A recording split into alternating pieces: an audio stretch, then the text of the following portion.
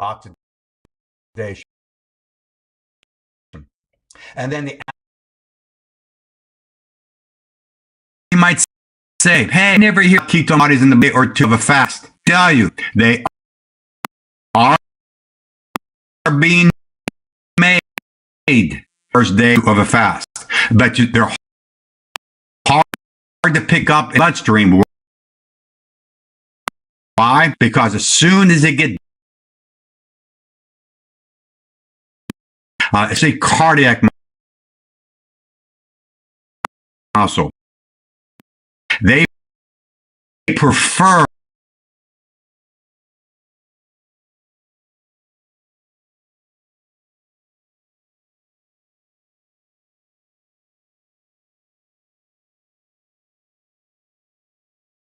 prolonged fasting is the amount of ketone being made in the liver. Are they number or minor in prolonged fasting?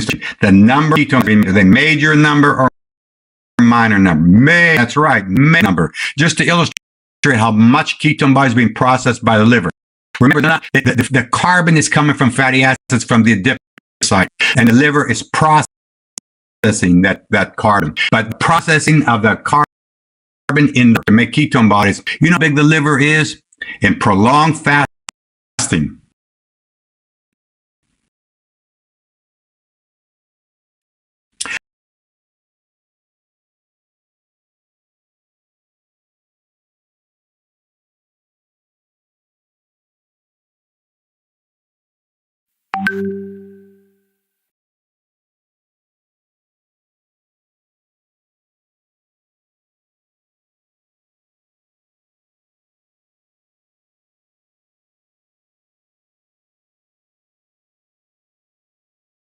And start the liver process bodies down the use of glucose and the glucose sparing effect, and starts to use those bodies to spare what little glucose is around for the transit of starvation here. In fact, that after even the kidney can help out to make some. So if I say to you, what glucose? The main one is the liver, obviously, but the kidney, a week of starvation, can a little bit of glucose. After all, starvation condition, the liver, it's making glucose, making ketone bodies, making urine, blood clotting, and all this kind of stuff. And the kid's been, because I've been peeing my life away. I better help out the body by making a little bit of glucose. Actually contributes to glucose production, starvation here. All right, but now in prolonged starvation, that's right. Now in prolonged starvation here, then when the amount of ketone bodies being made by the liver is so much that gives rise in pathology to a term called ketosis. Now ketosis has three characteristics to it. One of them is increased ketone bodies in the bloodstream, giving rise to ketonemia. Is that bad for you? See your as a physician or a future physician. Bad for you, ketone bodies in the bloodstream. Oh yeah, it's bad. Here it comes. Why is it bad to have those ketone bodies in the bloodstream? Why? And here is another reason why, to show the structure of acetoacetic acid and beta hydroxybutyric acid drives called ketoacidosis. That's why you need to know the structures. Two of the acetone, two of the three ketone bodies are acids. In this case here, giving rise to ketoacidosis, and in pharmacology, ketoacidosis has effects on the oxygen saturation curve and along that line, and lowering the pH of the bloodstream. Again, very dangerous in the long term here. Now, in addition, after prolonged starvation, there's so many ketone bodies being processed and into the bloodstream. They go, and then the ketones start to rise so much in the bloodstream, they exceed the kidney threshold, and then by exceeding threshold, they get into the urine. The urine gives rise to a term called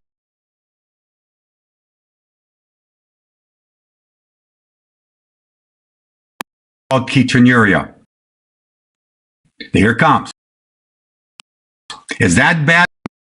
Into the blood, is that bad for you? Oh yeah, it's bad. Now why is it bad? Why is it bad?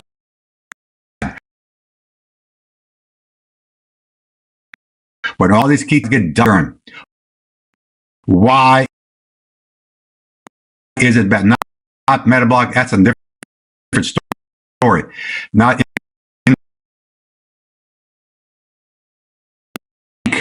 think ketone, not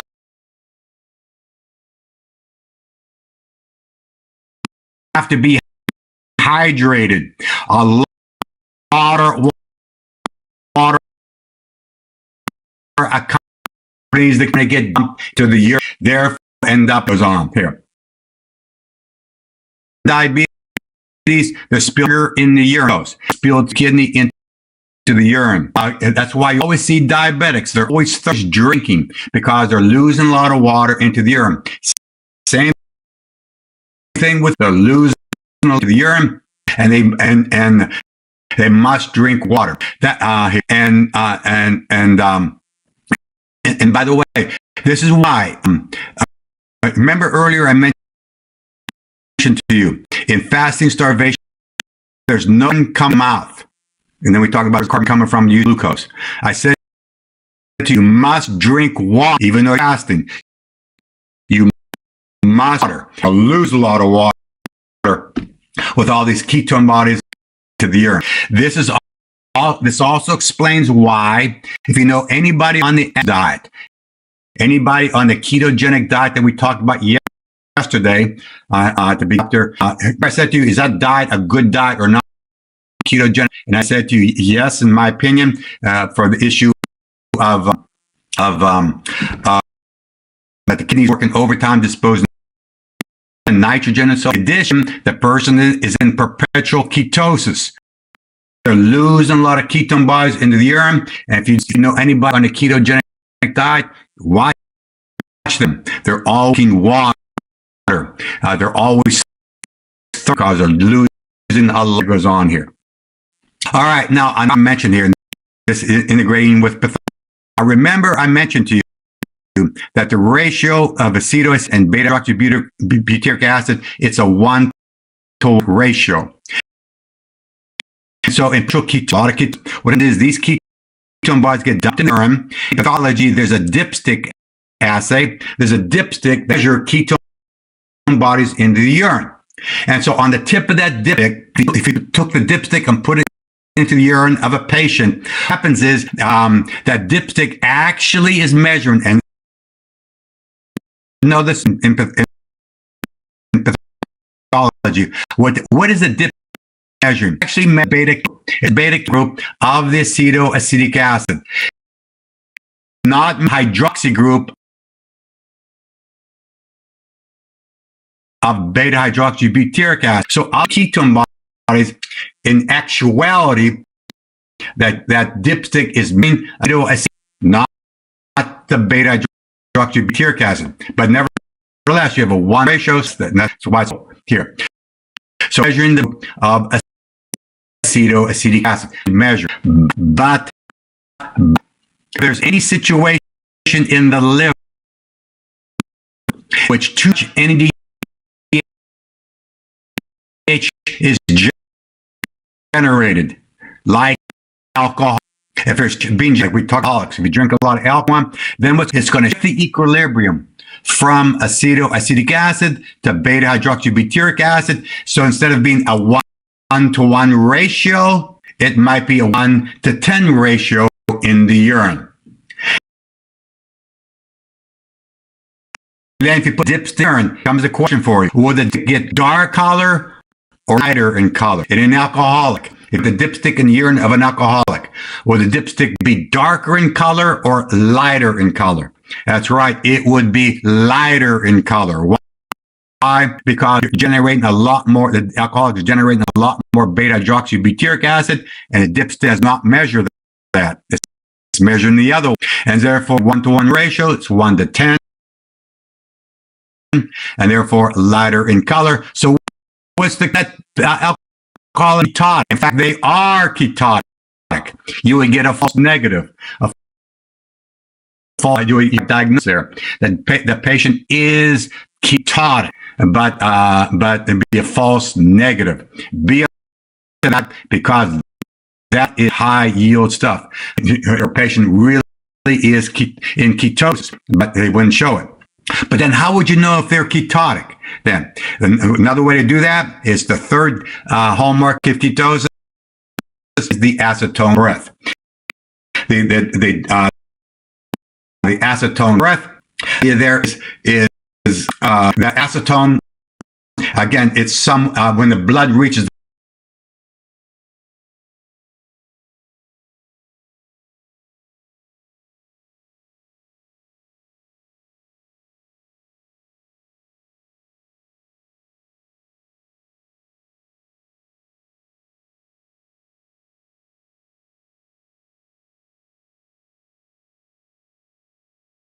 TA Joe here. It's not you, us.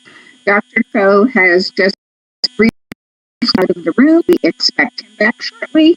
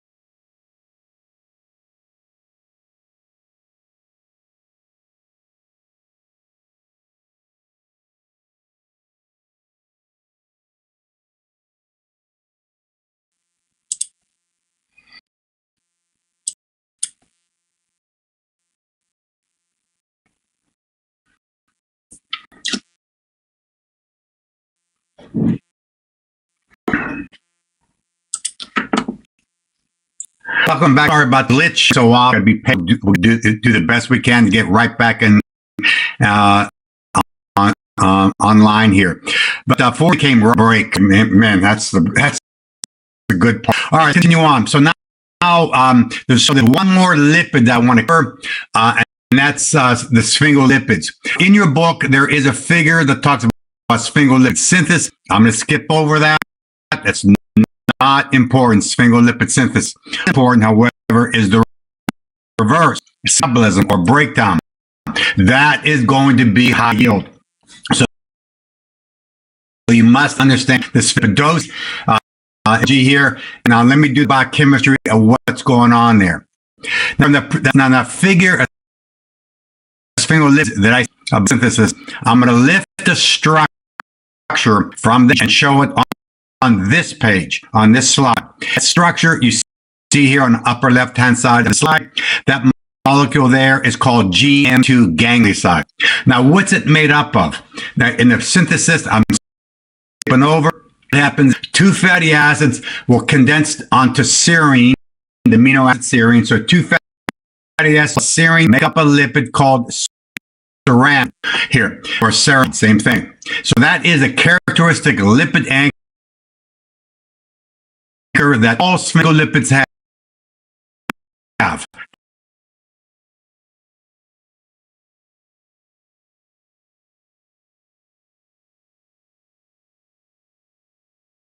They have that ceramide anchor. You can use it. You're not going to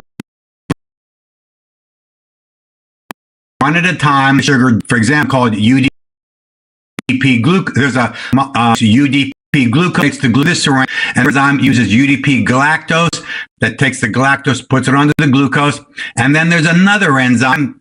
I don't have to know the name of the enzyme. That's going to take another sugar, kind of sugar, is called N-acetyl galactose. Now, what you know is N-acetyl galactosamine.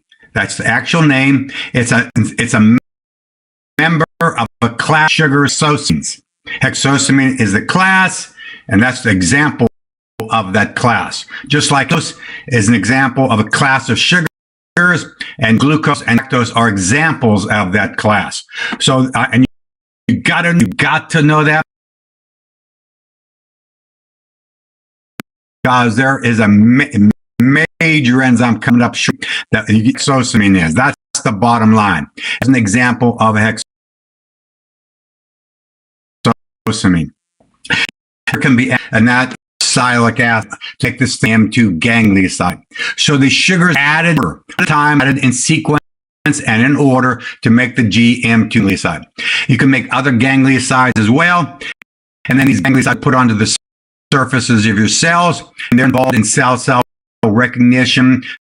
They're involved in your blood groups and things along that line. But anyway, these gangliosides sit on the surfaces of the membranes of your cells here. And then what happens is, then like any molecule, these gangliosides have a half-life, and they have to be turned over. And to turn over, they go into the lysosomes of that cell. And in lysosomes, there are enzymes that remove these sugars one at a time in sequence. So that these sugars are put on in sequence and they're taken off in sequence. And sure enough, in lysosomes, there is an enzyme called hexosaminidase. And what does this enzyme do? See this bond here? See that bond between this thing and the galactose? That's the bond that's supposed to be cleaved off by hexosaminidase. And if the enzyme is working, then the sugar is removed, then the neuraminidase removes the sialic acid, galactosidase removes the galactose, and so on. So these sugars are tough in order. That's normal biochemistry. But any gene, the gene hexosamine is mutated, it gives rise to a major pathology for the boards, the all-important Tay-Sachs disease. And then if that enzyme is working because of genetic defect, then the other sugars are not removed as well, and GM2 ganglioside. And when it accumulates, it gives rise to the pathology of the cherry red spot in the macula. So those words or they actually show you the red spot in the macula, like you see right there, automatically you start thinking Tay-Sachs disease. But as I earlier this week, if you see the words cherry red spot in the macula, you got to be concerned because there might be another disease ahead. And another one does, and that is Niemann-Pick disease. We'll talk about in just a few minutes here. All right, so now what is the other hallmark of Tay-Sachs disease then? It's that disease, not Niemann-Pick. And the answer is, and there it is, it's the psychomotor retardation. The failure of attention to read motor standards, along with cherry red spot macula, automatic Tay-Sachs disease. Yes, they have other clinical manifestations, star reflex and so on. But what's amazing about the disease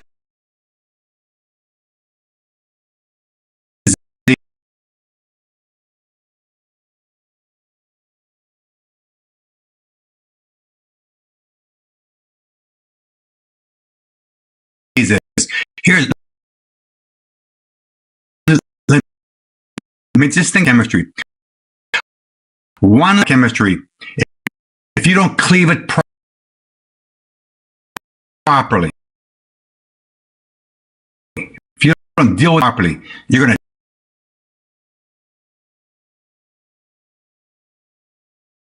assume it's working. It moves the galactosamine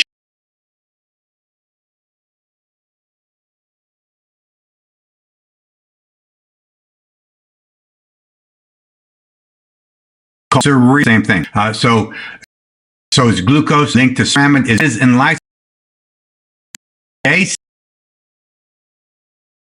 The blue pointer, that's the bond that's supposed to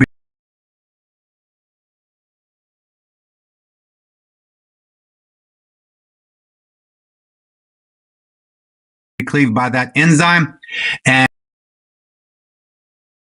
that gene for the enzyme is defective. It gives and that Shay's disease. But in my opinion, Shay's disease is this paper, or they might talk, what you're looking at right here are just, and that black spot you see, nucleus, and the inclusion bodies you see there, taking a piece of paper and crumpling it or wrinkling it like that now characteristic Gaucher's disease. What is the it's effective? They might ask what relating things along that line. Major item. Okay, now continuing on. This is high yield in its own right, and that is Niemann-Pick disease. Now, what happened is Niemann-Pick deals with the mouth sphincter. Now, again, from the previous slide, previous figure, I did not talk about. I'm going to show that from there. I'm going to show it here, and that's sphingomyelin. Now, what's sphingomyelin? Notice here, it's not there's no, it's not a glycolipid. There is no sugar. It is the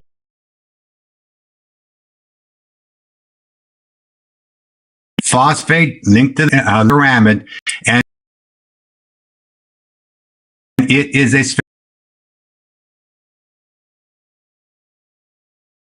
sphingolipid because it has there is a myelin that's supposed to cleave this little bond right there. See the little bond right there? That's supposed to be cleaved by sphingomyelin, but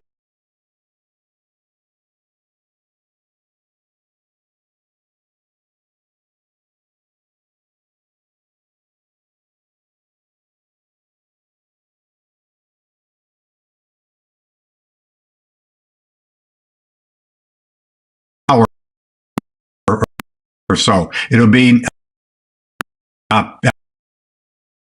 PKU and so on. Cause that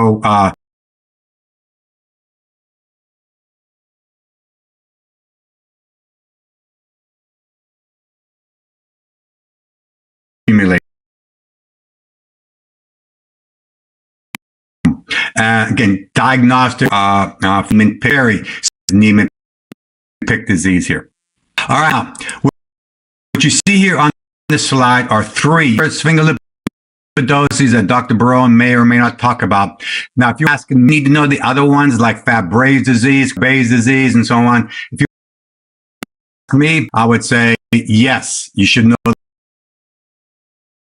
them all, because it's hard to predict which one you're going to get on a board exam. Minimally in front of Tay-Sachs, Gaucher's, and Niemann-Pick. Again, you know these, what is defective, what molecule, and also the hallmark of the pathology. So again, all those sphingolipidoses are defect in a single lysosomal enzyme. You cannot break down something properly, and then molecules will accumulate, in place here. Major item here. Okay, all right, so now we're done with lipids. So now with lipids here, and Zertin syrups that you need to know anything about that? All right, okay, all right. Now what's coming up? What's coming up next is 2 more chapters to cover, and then the next chapter talk about simply the greasy molecule with choline, the choline and phosphate. So you have a greasy molecule with charged molecule, and then the presence of water makes this thing foamy in that bubbly appearance that goes on. So again, it's just the history of that choline has positive charges, and that's not a big purpose, but along with the lipid, it makes it a foamy appearance that goes on here.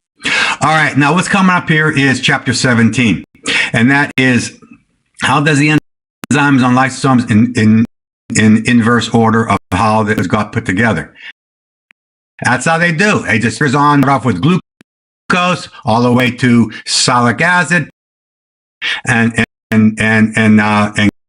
as well, and they come off in order. That's the same way it happens in your cells, in the lysosomes. All right, amino acids, chapter 17. Now let me stress, chapter 17 is not just amino acid metabolism. We're also going to talk about folate deficiencies. We're also talking about iron deficiencies. We're also going to talk about heme synthesis. We're also going to talk about bilirubin stuff in this chapter. Extremely high yield content coming up in this chapter. Now, regarding amino acids here is there's a concept I want to talk about first. No matter what the amino acid is, the first thing the body does to amino acid is it removes the amino group, which is toxic, and you end up with a carbon skeleton.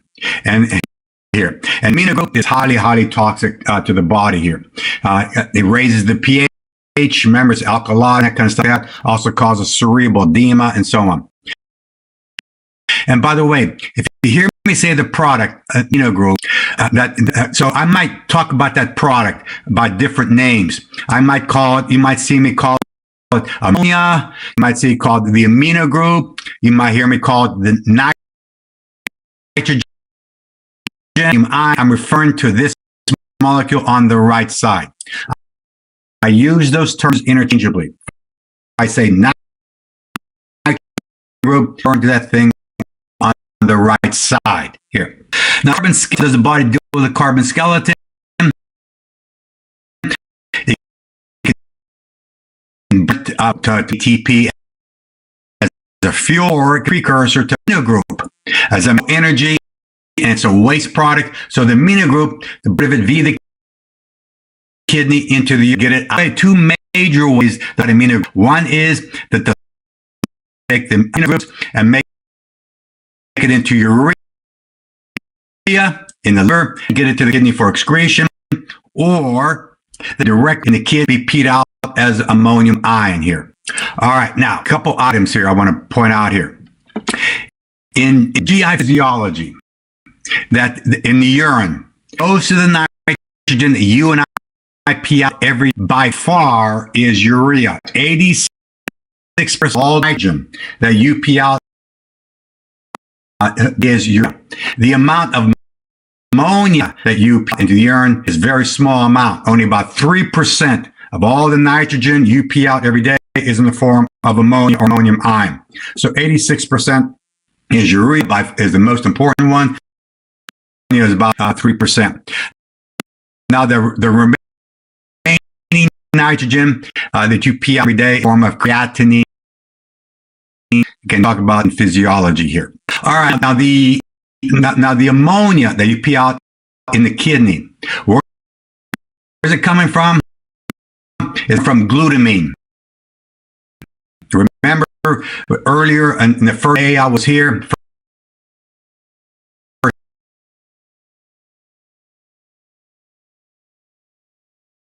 hour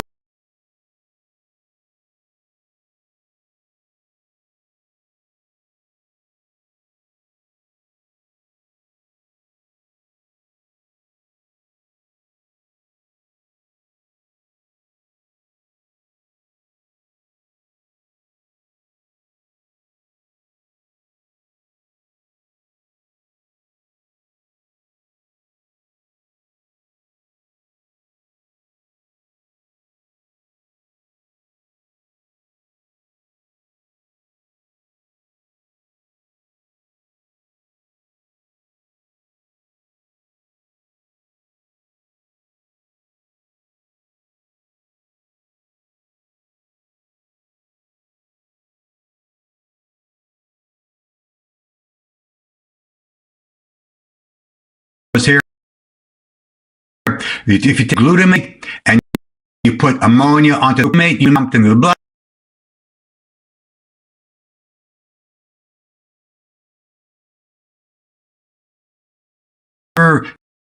Make urea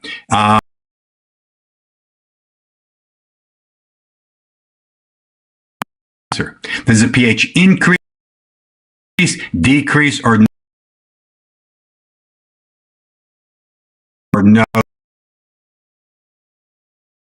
Because these are nitrogen. I told you this earlier in the first hour on Monday. Amine groups plus carboxyl group, that's an amide bond, and amide nitrogens are never ever charged. Just like in glutamine, that our group of glutamine never charged. These are amides that are never ever charged here. Why?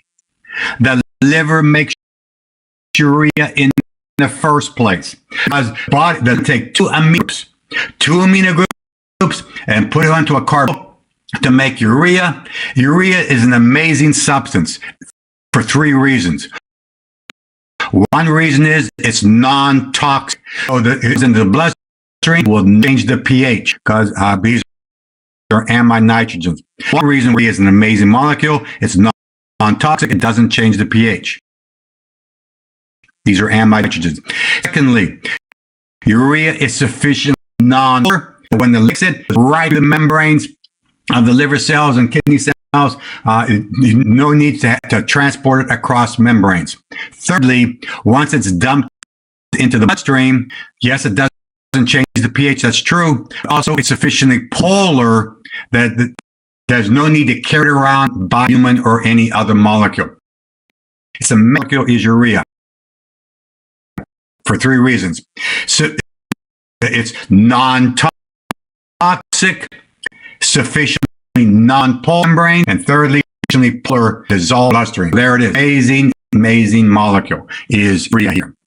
Now, where those 2 amino groups come from in the liver, from amino acids and other molecules as well. And by the way, let me stress, the amino, yes, it comes from amino acids. You deaminate amino acids, but also come other molecules. In last hour I'm here, we're going to talk about an enzyme called adenosine deaminase that removes amino groups from adenosine. So amino groups are coming from a lot of, come from other cells and so on. And then what happens in other cells to get the amino group to the liver to build into urea, it usually comes from glutamine. So glutamine can pick up the amino kidney for excretion, or a lot of glutamine, the liver make urea in the liver here. All right, now another item here. Another item. Remember earlier I mentioned to you that when you go to board exams, you're stressed out because that's human nature, and you have a tendency to confuse words which are very similar.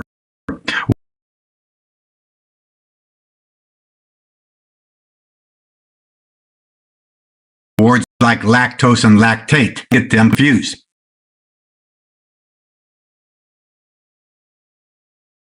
Get them confused. Do not confuse with great. These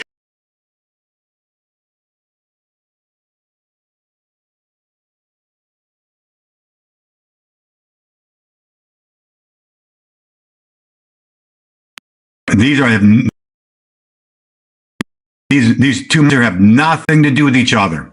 Nitrogen, what's it on the right?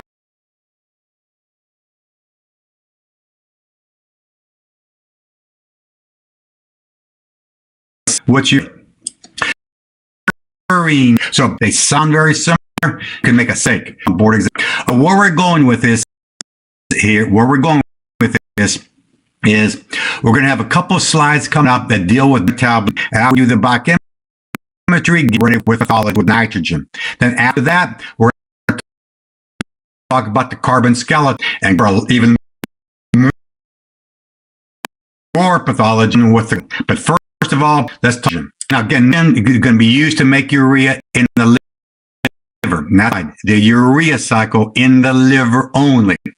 Now in the urea cycle, there are 5 enzymes. The 2 are red box enzymes. The other enzymes, forget about them here. All right, so just attention, I'll tell you what's going on. And you must understand pathology. You must understand that the urea cycle begins in the mitochondria of the liver. That's going to be important in diagnostics in pathology. So it begins in the mitochondria of the liver. So here now is the urea cycle. Again, liver only. The top of the figure is the mitochondria. So what happens is in the mitochondria, there is a major enzyme, the first of 2 red box enzymes. Then the enzyme is called carbamyl-phosphate synthase number 1. Now, if there's a 1, that means there's going to be number 2 somewhere, and there will be. And what does the enzyme do? Here, it tells you what it does. It says it synthesizes carbamyl-phosphate. How? Because it condenses 1 amino group of carb and a couple of ATPs to make carbamyl-phosphate as the product. Where'd that come from? It came from glutamine coming from other cell organs. So glutamine is delivering that amino group to liver. The amino group is hacked off and used to make carbamyl-phosphate by this enzyme. The glutamine can come from other sources like glutamate as well, but a lot of them from glutamine and you make carbamyl-phosphate by this enzyme. Now, this enzyme is regulated by a substance called N-acetylglutamate. N-acetylglutamate will turn on the enzyme.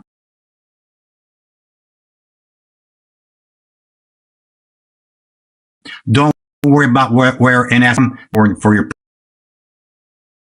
purpose, but it turns on the here.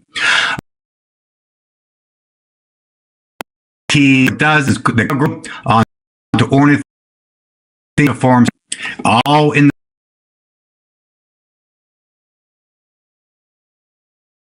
the mitochondria. We'll come back to biology in just a few minutes here.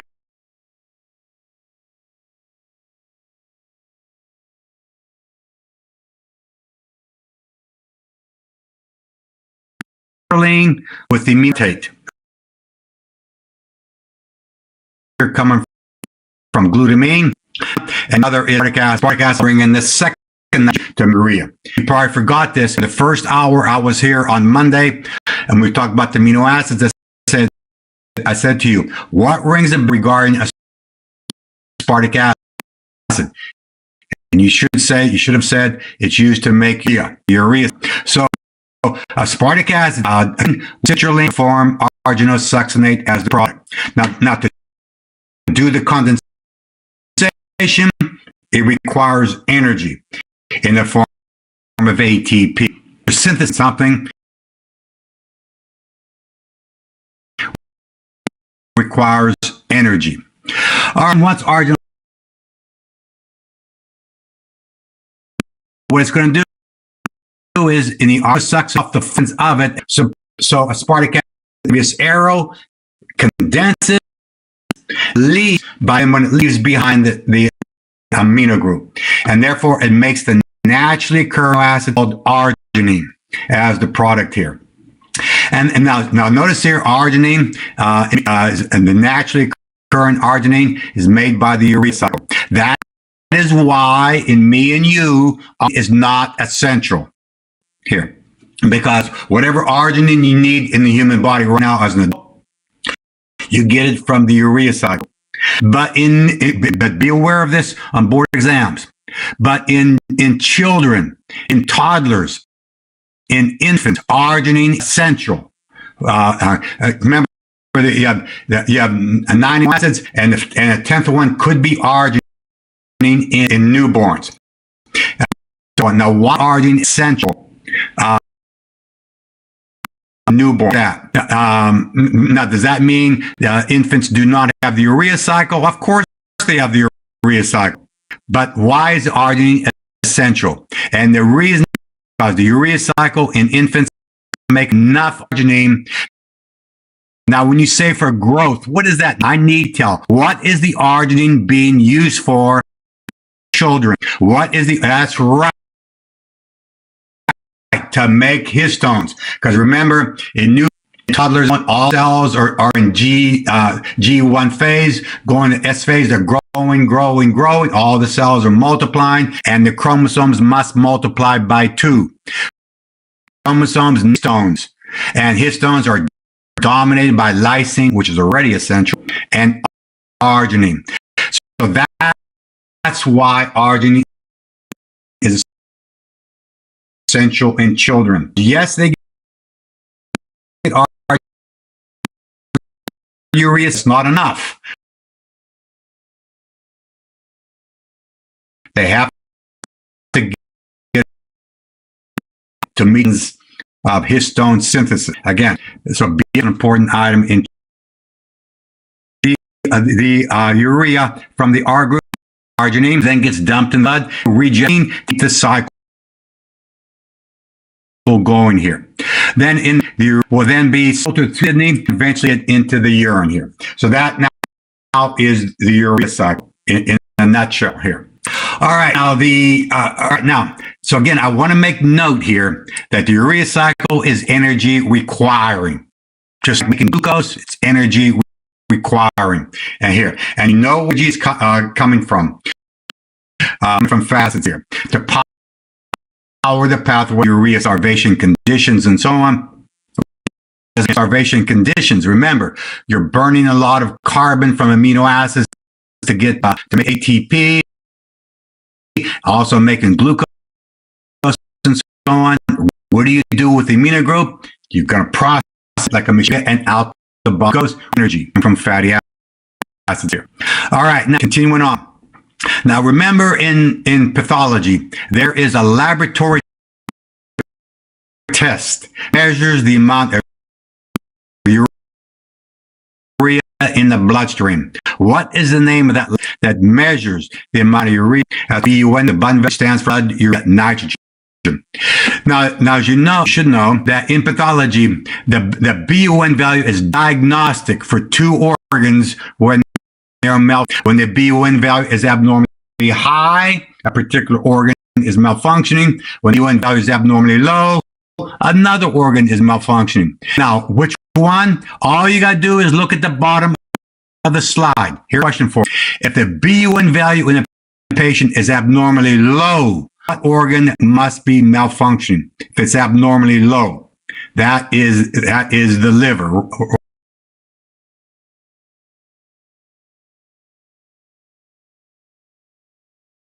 Here.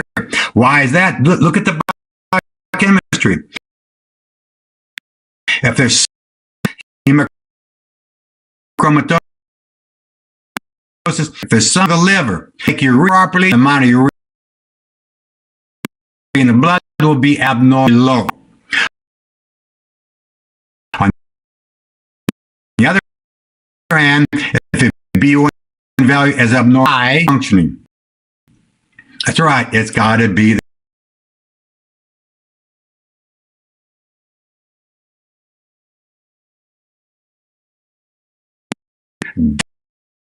dump it into the bloodstream proper, but for some inkling. It makes sense. All right, now let me see the beautiful one. Ooh, yeah. Yes, let me see this beautiful one. The page. Hey, I hear some. Right during the page. Hey, don't turn the page. No, here. Don't turn the page. Because when we turn the two pathologies, which either of these two red box enzymes are. Now, what do you expect to see? Here it comes. Do you expect the table regarding the BUN value? Decrease or no? What do you expect to see regarding when? Decrease or no change if either of the effect? I expect to decrease BUN. What do you expect ammonia values to be? Increase, decrease, or no change when either of these two red box enzymes? I expect to see increase ammonia or reward hyperammonemia if either of those two enzymes is effective. What do you expect glutamine values to be? Glutamine, increase, decrease, or no change. You expect glutamine values to be increased. Why? Because everything will back up all the way to the glutamine, the source of the ammonia here. So you expect to see increased glutamine, increased ammonia, and decreased B. That's what you expect to see.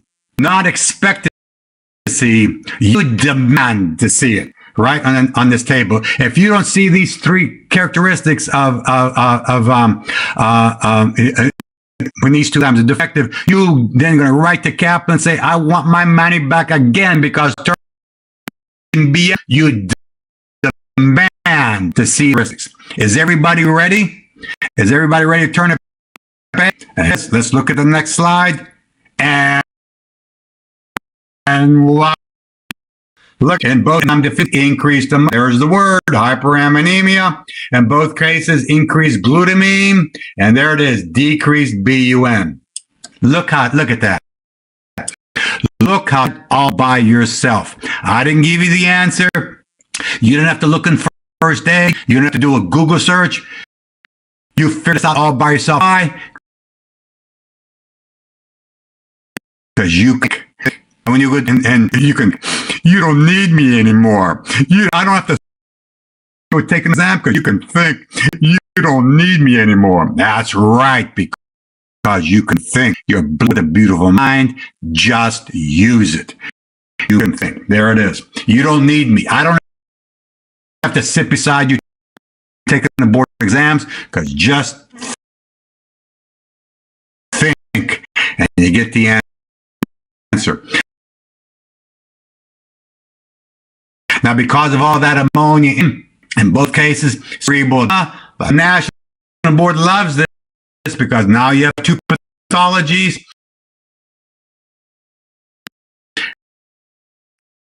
Very similar, and they're going to want to know then what disease have the differential.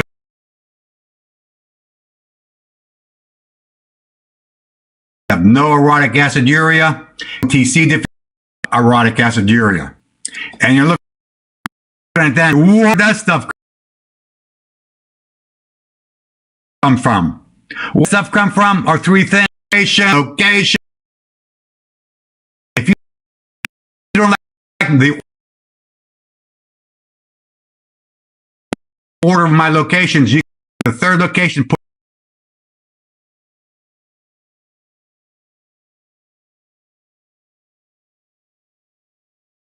when TC is defective, I keep telling you, defective, the starts to accumulate. In this case here, carbonyl phosphate will accumulate in the mitochondria.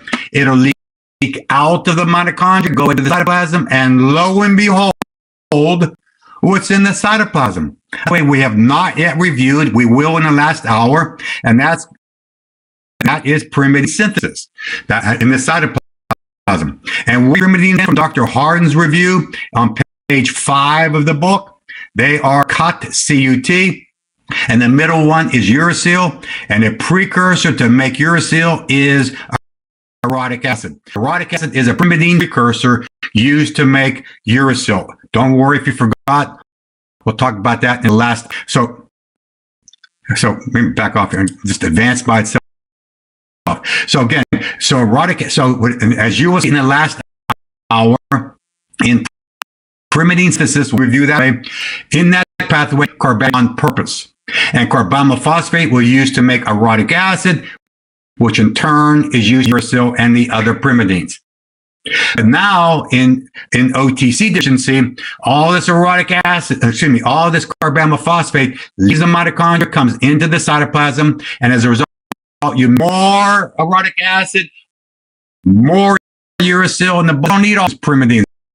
Our cells are in G0 and so on. And so their orotic acid starts to accumulate, gets sold in the blood and urine, giving rise to orotic acidemia and aciduria. That's why they end up with orotic acid in OTC deficiency. Now, why don't I have orotic acid in carbonyl phosphate synthase deficiency? Because you're not making the enzyme. So that's used to distinguish these two diseases from each other here. Now, major item here, major item. Once we get to that last hour, and then we get to pyrimidine synthesis, then another situation can occur. If it's a genetic defect of pyrimidine synthesis, there is, then orotic acid will start to accumulate in that pathway, pyrimidine synthesis pathway, when it's defective. And the NAD will love that. They'll love it because then they're going to say, then how do you know it has orotic aciduria? Then how do you know? Is that a pyrimidine synthesis defect, urea cycle defect? Pathway is defective. If you orotic acid in, so we'll talk a little bit later. Major item when two diseases sound very similar. How do you do the differential diagnosis? They love it on board exams here. All right, so that's what you need to know about nitrogen metabolism. So now let's come and scout and how do you metabolize the carbon skeleton of amino acids. Okay, now which 264? This is the top of the figure, and then we're going to do the bottom of the figure right afterwards here. But now let me think about page 264.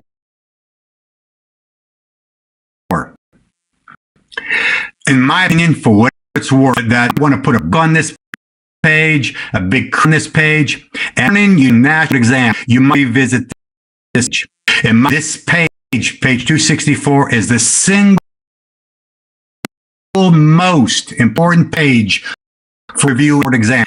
Whether it's pathology, physics, whatever we're looking at, whatever it's first day, well, I don't care. This page is the most important page of any page in any book. A quick glance at this page will tell you how important this page is, because you're going to get multiple questions coming from this page. There was a student from Houston told me they got from this. There's another student from Poland who took a board exam. They got 4 questions from this page. One question from this page, that's sufficient. But my opinion, multiples from this page is so very important here. Yes, I'm being dramatic, but it's a true statement. You better know this per page. Much single. Let's look at that alone is going to be so important. Just the top of the left of the slide. This is just the start of the figure here. All right. Now what happens is at the top left of the slide, there is a major enzyme called phenylalanine hydroxylase that uses the coenzyme form of tetrahydrobiop. And what's the enzyme going to do? Alanine, put a hydroxyl group on the phenyl group entirely as the product. Now, why is that enzyme so important? The enzyme is defective or the coenzyme is defective, then phenylalanine will start to accumulate and giving rise to a major disease. For board exams, always on the boards, called phenylketonuria, in which they have mental retardation, microcephaly. Yes, they are characteristics, yes, but other disease didn't even pick that. But here is the ticket. They have the musty odor there. Now, why is that? By the way, if I were to ask you right now, why is this disease called phenylketonuria? Why is it not called phenylalaninuria? Because you would think it would be called phenylalaninuria. And why is it called phenylketonuria? Because I've been telling you again, when an arrow in biochemistry does not work, and this arrow does not work, the substrate starts to accumulate phenylalanine. When it can spill into other metabolic pathways. What pathway can phenylalanine go into? The removal of the amino group. And if you form ketone, giving rise to the disease called phenylketonuria. The phenylketones will start to accumulate because now they're dead end and so on. And by removing the group from phenylalanine, you generate phenylketones. Now, a word of caution on board exams. They might ketone accumulated in urine of an infant, but they might not use the word phenylketones. They might actually name the actual phenylketones. There are 3 of them. Just be alert to this. There are 3 phenylketones to make up this group called phenylketones. And of those phenylketones, one of them is phenyl. If you remove the amino group from phenylalanine,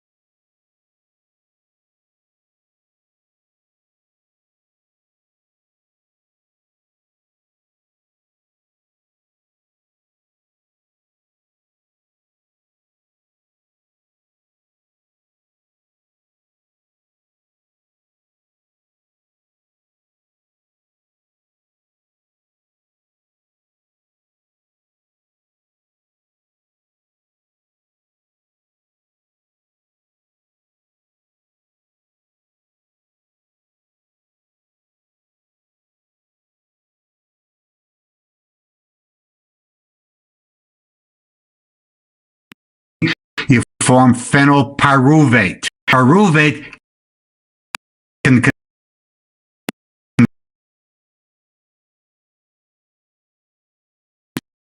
then it gives rise to a disorder everybody knows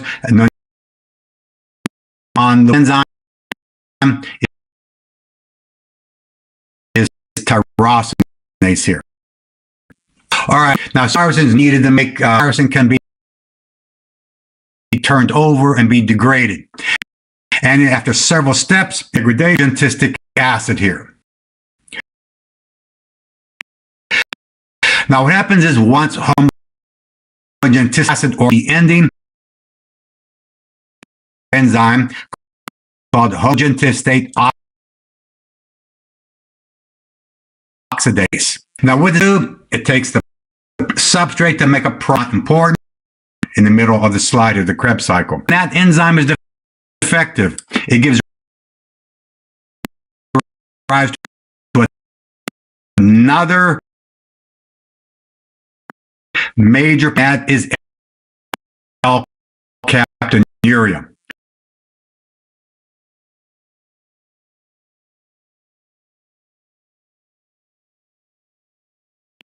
I'm telling you, the L-captonuria on the boards. Why? Yes, it's rare, but I told you earlier this week, don't ever think a disease has been rare, won't be on the boards, because it might be used to illustrate principles. And what principle is L-captonuria? And the idea is this. It is when that enzyme is defective, homogentistic acid starts to flood urine. When it's the urine can start to become dark blue, blackish urine. So it's indicating the principle of the color of the urine. So on board exams, if it's a dark black urine, you automatically think L-captonuria here. And now, if it's a brown colored urine, if it's a brown colored urine, you automatically think of hyperbilirubinemia. If it's a pink or red colored urine, you automatically think of porphyria. So porphyria, hyperbilirubinemia coming up a little bit later today. But for black urine, you automatically think captonuria here. Diagnostic for disease. Now, in addition, that homogentistic acid can get into the cartilage. When it gets into the cartilage can now become here, the darkening of the cartilage. Now, one thing I want to point is this. What they might do on board exams is they might show a picture of that lobe of individual. Earlobe is all cartilage. And then they might show these darkest streaks in the earlobe. Again, diagnostic for L-captonuria. Again, the earlobe might have these dark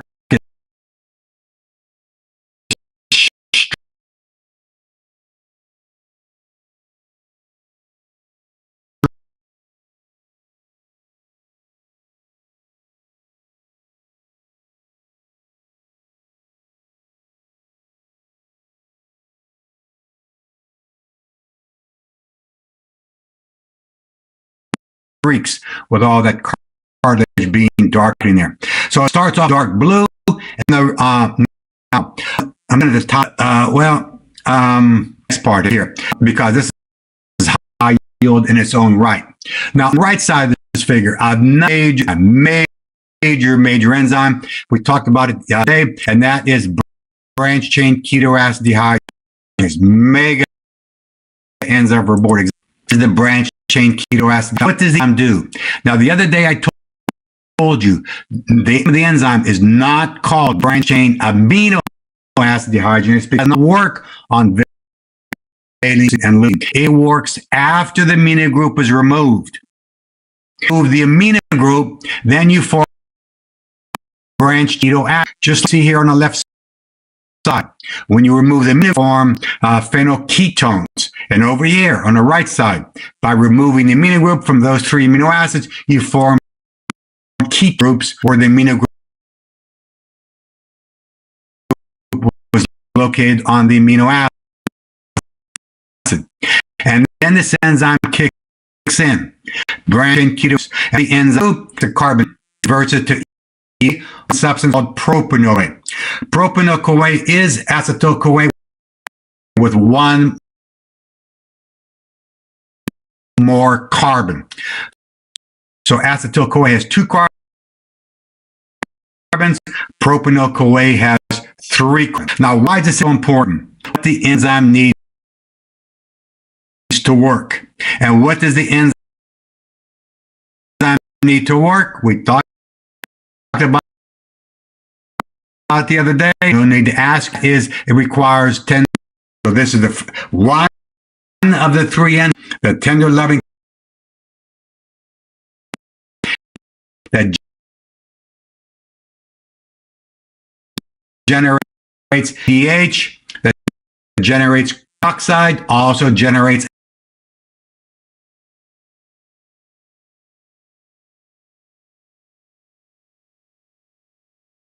of fact, on this slide, you can put what's one of the other two. That's right. That pH shown. And then we talked about the other one. That was alpha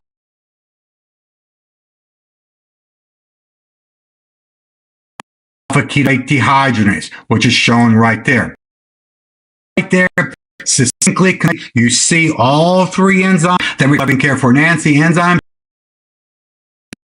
and molecule taking the enzyme of a product and where they're working. Another reason why this page is so important. But back to this enzyme. Why is that enzyme so important? Because there is a major association always on the boards as well, and that is the all-important syrup urine disease. Now notice here in this disease, that enzyme is defective. Then the branch chain the branch chain keto acids, the three amino acids, the branch chain keto start to click in the blood and urine, giving the odor of maple syrup. Diagnostic for the pathology. But let me stress, on board exam, they're not going to use the word, the odor of maple syrup. That's a given, right? I'm not going to tell you that. Likely it has an odor, sweet odor, urine along that line without a word, because a giveaway here. Now these accumulate in the brain, mental retardation, muscle tone, ketosis, coma, and all because enzymetry not working. One more item before the break. To the urine having a sweet odor to it, urine also have a distinct color to it, and that I might use the word burnt, caramel urine. Brown is rubinemia. Here it's an amber color, burnt orange color, or a caramel colored urine. I don't know what kind of words they're going to use on boards, but something along that line. Diagnostic for maple syrup urine disease here. I guess how the urine color is so important, whether it's blackish urine or red urine, diagnostic for pathology here. And also the odors. Notice here how often we talk about odors of bitter almonds, garlicky odor, musty odor, sweet odor. Again, diagnostic. They love that stuff on the boards. Now, one last item, and then we'll take the 10-minute break. Now, maple syrup urine disease is very rare. 1,000 people worldwide have maple syrup urine disease. But this disease is localized and frequently found in a group of individuals called the Mennonites, which is a branch of the religious group called the Amish. Now, you may not know who they are, but what they are is they are a devout Christian group. They're found in the United States here, in Pennsylvania, Ohio, Indiana, and in my state of Kentucky. That's where we tend to find a lot of Mennonites and Amish individuals here. And they're very devout Christian group, very devout, but they tend to stick to themselves. They don't go knee, and so tend to stick themselves. And what happens is, this is where the disease started to manifest in these groups of individuals, because they stuck to themselves and married related individuals and things along that line. So now, in that group of individuals, the incidence of maple syrup urine disease is very common. Something like 1 in 400 individuals of Mennonites have maple syrup urine disease. Now, why am I stressing that? Because what they might do on board exams is, remember from Dr. Hardin's review in genetics, they might talk about the use of the Hardy wine. They might say a Mennonite individual, blah, blah, blah, blah, blah, and talk about maple syrup urine disease without asking pathology, asking what's the name of the enzyme, or whatever they might say to you. In that group of individuals, the carrier status is such. What is the incidence of disease? Or they might say the prevalence of maple syrup disease in this group of individuals is such and such. What is the carrier status? Using the Hardy-Weinberg. So again, very, very, very high yield stuff. Remember from Dr. Hardin's reviews, they typically use the Hardy-Weinberg to talk about a particular disease in a group of individuals, either geographical or religious individuals. Sax, for example, what is the incidence and what is the carrier status? Very simple stuff. When I talk about the Hardy-Weinberg, when I do the Hardy-Weinberg review, I always tell the students it's very, very simple stuff that you want them to ask you a Hardy-Weinberg question because it's always very simple. That hopefully Dr. Hardin also made very simple. All right, now what we're going to do is we're going to take a 10-minute break and then come back. And then we're going to do the middle of the figure and then bottom of the figure. Okay? 10-minute break and see you shortly.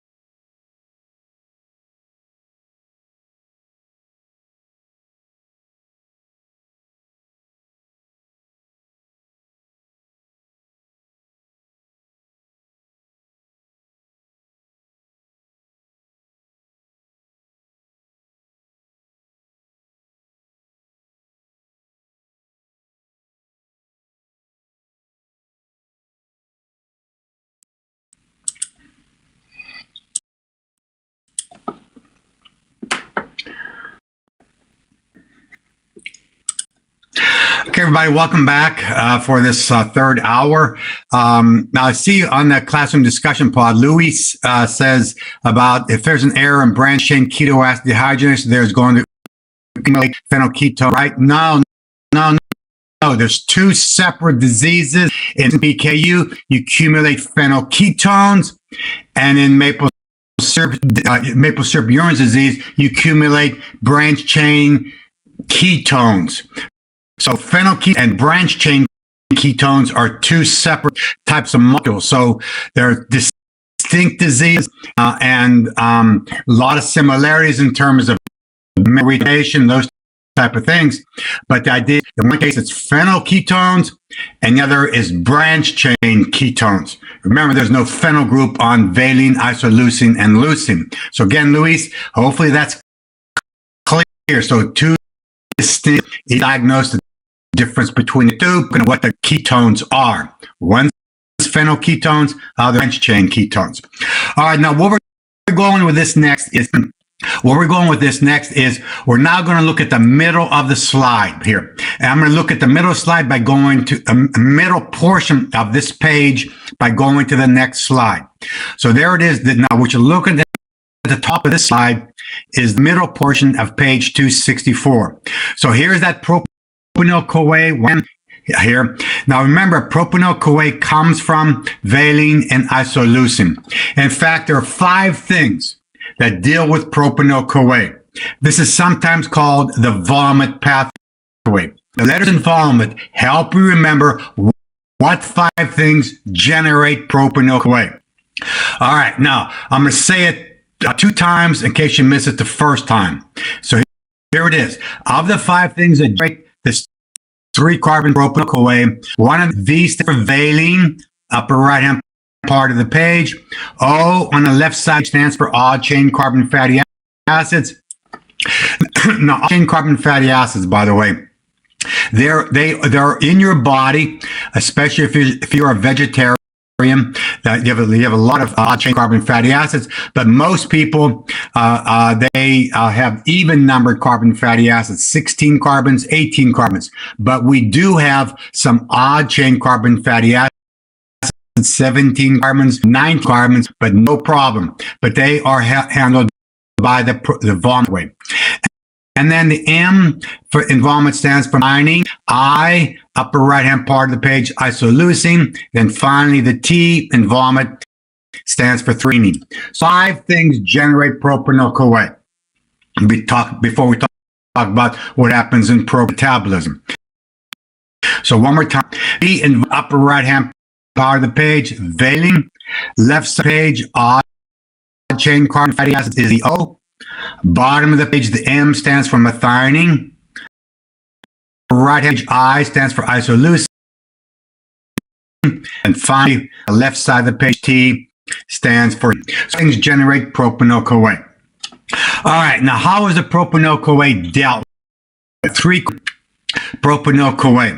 What happens is it sees a pair of enzymes, both of them red enzymes, and the first of these, it's called propionyl-CoA carboxylase. This enzyme requires biotin in order to take propionyl-CoA, and look at the name of the enzyme. It's going to take the 3-carbon substrate, put a CO2 onto it to carbon methylmalonyl-CoA as the product here. That enzyme, why is it so important? Well, notice what it needs, biotin. It's just like acetyl-CoA carboxylase. The top enzyme of fatty synthesis also requires biotin. So this one does as well. But so they can ask you about the biotin business, but that enzyme can be genetically defective. And when that enzyme is defective, then the substrate propionyl-CoA starts to accumulate. The coenzyme A comes off, and then propionic acid will start to accumulate in the blood and urine, giving rise to propionic acidemia or propionic aciduria. Diagnostic for this error won't work here. And by the way, those of you who are going to be neonatal obstetricians, every state in the United States tests for propionic aciduria for this enzyme working here. So I love every state test for it. Why? Because you shove propionic acid in the bloodstream. If you do, as detected by mass spectrometry, it tells you there's something wrong with this arrow in biochemistry. So again, you should know this for pediatrics here. Now, assuming the enzyme is working, and it likely would, then it makes a 4-carbon methyl-malonyl-CoA here. Now, so now this methyl-malonyl-CoA, what happens is the body looks at it and says, I don't like your kind. And so what happens is there's an even more important enzyme kicks in, and this enzyme is called the methyl-malonyl-CoA mutase. And what does the enzyme do? But what does it do? It takes the 4-carbon methyl-malonyl-CoA, and within the enzyme, it rips all carbons apart and then puts them back together in some sort of Humpty Dumpty fashion. It puts them back together as the 4-carbon succinyl-CoA, which goes to the Krebs cycle to be burned. Again, within the enzyme, rips the molecule apart, puts it back together, the carbon, making it into succinyl-CoA, which then gets burned in the Krebs cycle here. Now, you would imagine for this enzyme to carry out this hocus pocus of ripping the molecule apart, putting it back together, must require something, and it does. It's only 1, 2 enzymes in the human body that requires the coenzyme form of B12 to carry out this hocus pocus here. So again, that alone is so important for boards. The one of only 2 enzymes that require the coenzyme B12. And if this arrow does not work for a number of reasons, I'm going to list in a couple of minutes here. If this arrow does not work, then the substrate and CoA will accumulate, the coenzyme A will come off, and then the methylmalonic acid will be dumped in the blood and urine, giving rise to methylmalonic acidemia or methylmalonic aciduria. Diagnostic for the arrow not working. All right, now, why the arrow work? And the arrow might not work for many, many reasons here. And why the arrow might not work is the logical one: vitamin B12 deficiency. So in B12 deficiency, characterized by methylmalonic, but not only that, remember in B12 deficiency, they have progressive peripheral neuropathy. So how do you explain that? How do you explain peripheral neuropathy in B12 deficiency? Easy in biochemistry, because when this arrow does not work, it's going to back up to odd chain carbon fatty acids. Odd chain carbon fatty acids will accumulate, can get in myelin sheaths, and then you have methylmalonic acid that can get into the neurons. So together, the odd chain carbon fatty acids get into the myelin sheaths, also an acid coming into the neurons, causing the progressive peripheral neuropathy that goes on there. It simply is back up in B12 deficiency here. Now, another reason why the arrow won't work is, as Kevin just mentioned there, is pernicious anemia. Remember the intrinsic factor. If you have a gene defect of an intrinsic factor, then you end up with pernicious anemia. And B12 will not be absorbed. The enzyme will not work. Another reason why the arrow won't work is some people in the world have a mutase. The enzyme itself may be mutated here. Now, another won't work would be what? Well, some people say, well, like Crohn's disease, removal of the ileum, gastric bypass, all those things that affect B12, the arrow likely will not work here. So again, many, many reasons why the arrow won't work. Another reason, specific to the arrow. What's another reason arrow where the enzyme will not work? The arrow will not work. Yes, death would cause the arrow not to work, but I'm saying something specific to the arrow. And the answer is, believe it or not, there are some people in this world cannot convert vitamin B12 to the coenzyme form of B12, methyl or adenosine. You think that's trivia. It's not trivia to those people. Some people cannot convert vitamin B12 to the coenzyme form.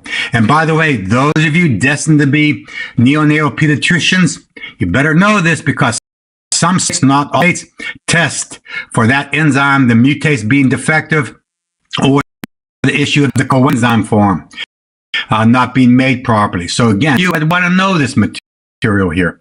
So again, major enzymes that you see here, they're red boxed enzymes, major enzymes that you see here. All right, now another item I want to point out here.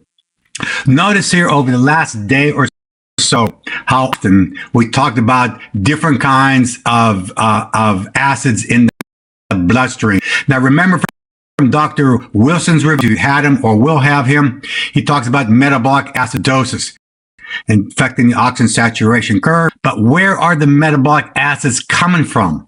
I talked about them over the last day or so. Remember, we talked about lactic acid, and then today we talked about dicarboxylic acid. We talked about keto acidosis.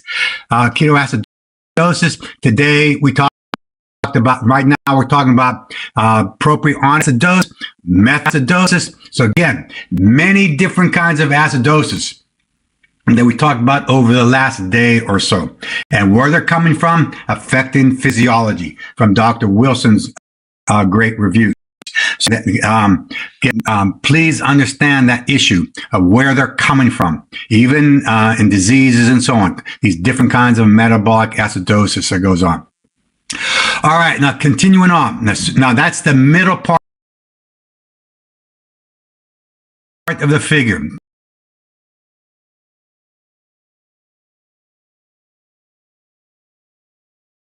That alone is high yield. Middle part of page. Now the threonine on the left side of the figure, no big generous actually, and then so now we're going to start with methionine, and that is a big deal. Start with methionine at the bottom of the slide. Now, what is methionine? Again, from the first hour I was here, I showed you the structure of methionine. I'm going to show it again right now. This is the structure of methionine. Now, remember, it has a sulfur on the R group, but it's not the sulfide group. There's a methyl group on the sulfur. So what happens is, starting with methionine can be used to make proteins, yes, but the methionine can also undergo metabolism. Now, what can happen is there is an enzyme, low yield, that'll take methionine and put it onto adenosine coming from ATP. And doing so, it makes the product called S-adenosylmethionine, abbreviated SAM. Here. And what is S-adenosylmethionine? It's a methyl donor. See that methyl group on the sulfur? That methyl group can now be donated onto substrate to make a product. For example, what? For example, in epinephrine, in the last step, norepinephrine to epinephrine in catecholamine synthesis, there's an enzyme that donates the methyl group from S-adenosylmethionine onto norepinephrine to make epinephrine. Also, Dr.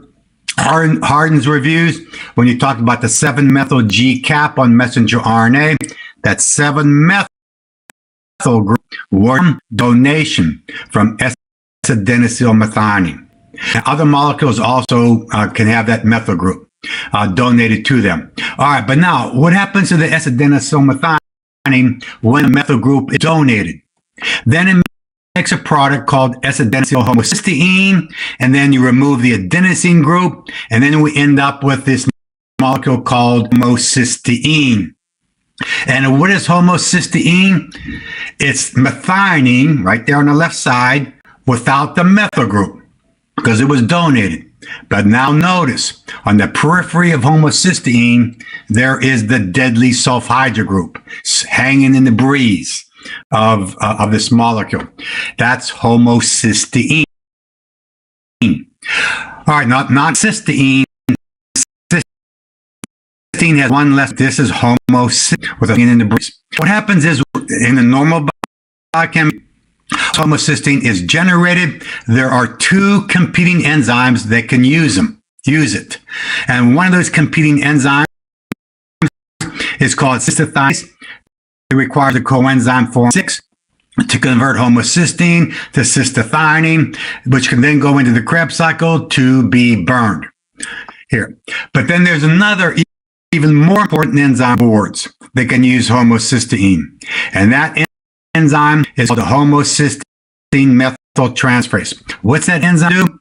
It's going to take homocysteine with that sulfhydryl group and put the methyl group back onto it to resynthesize methionine. So again, now this enzyme, homocysteine methyltransferase, you might see it by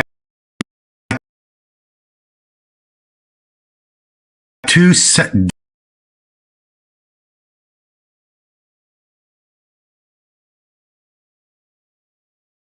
distinct names on board exams. Homocysteine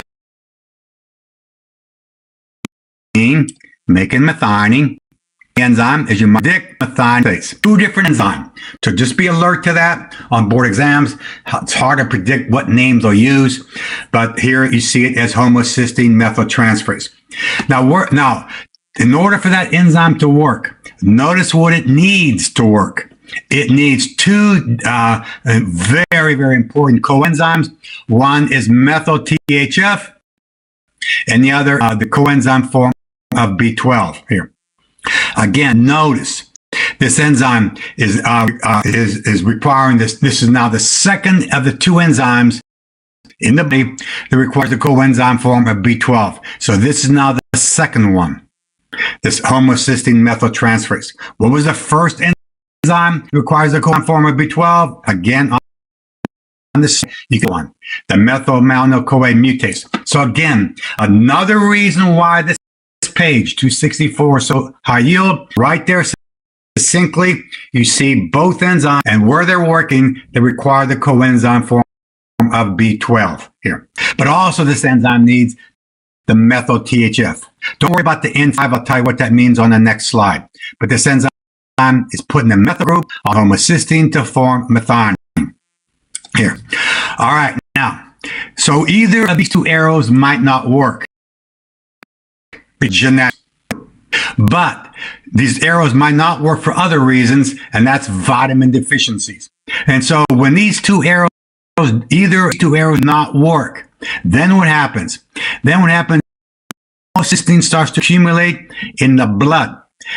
And when it's in the blood, then it'll eventually get into the urine, giving rise to a major pathology called homocystinuria or homocystinemia or homocystinuria, either way.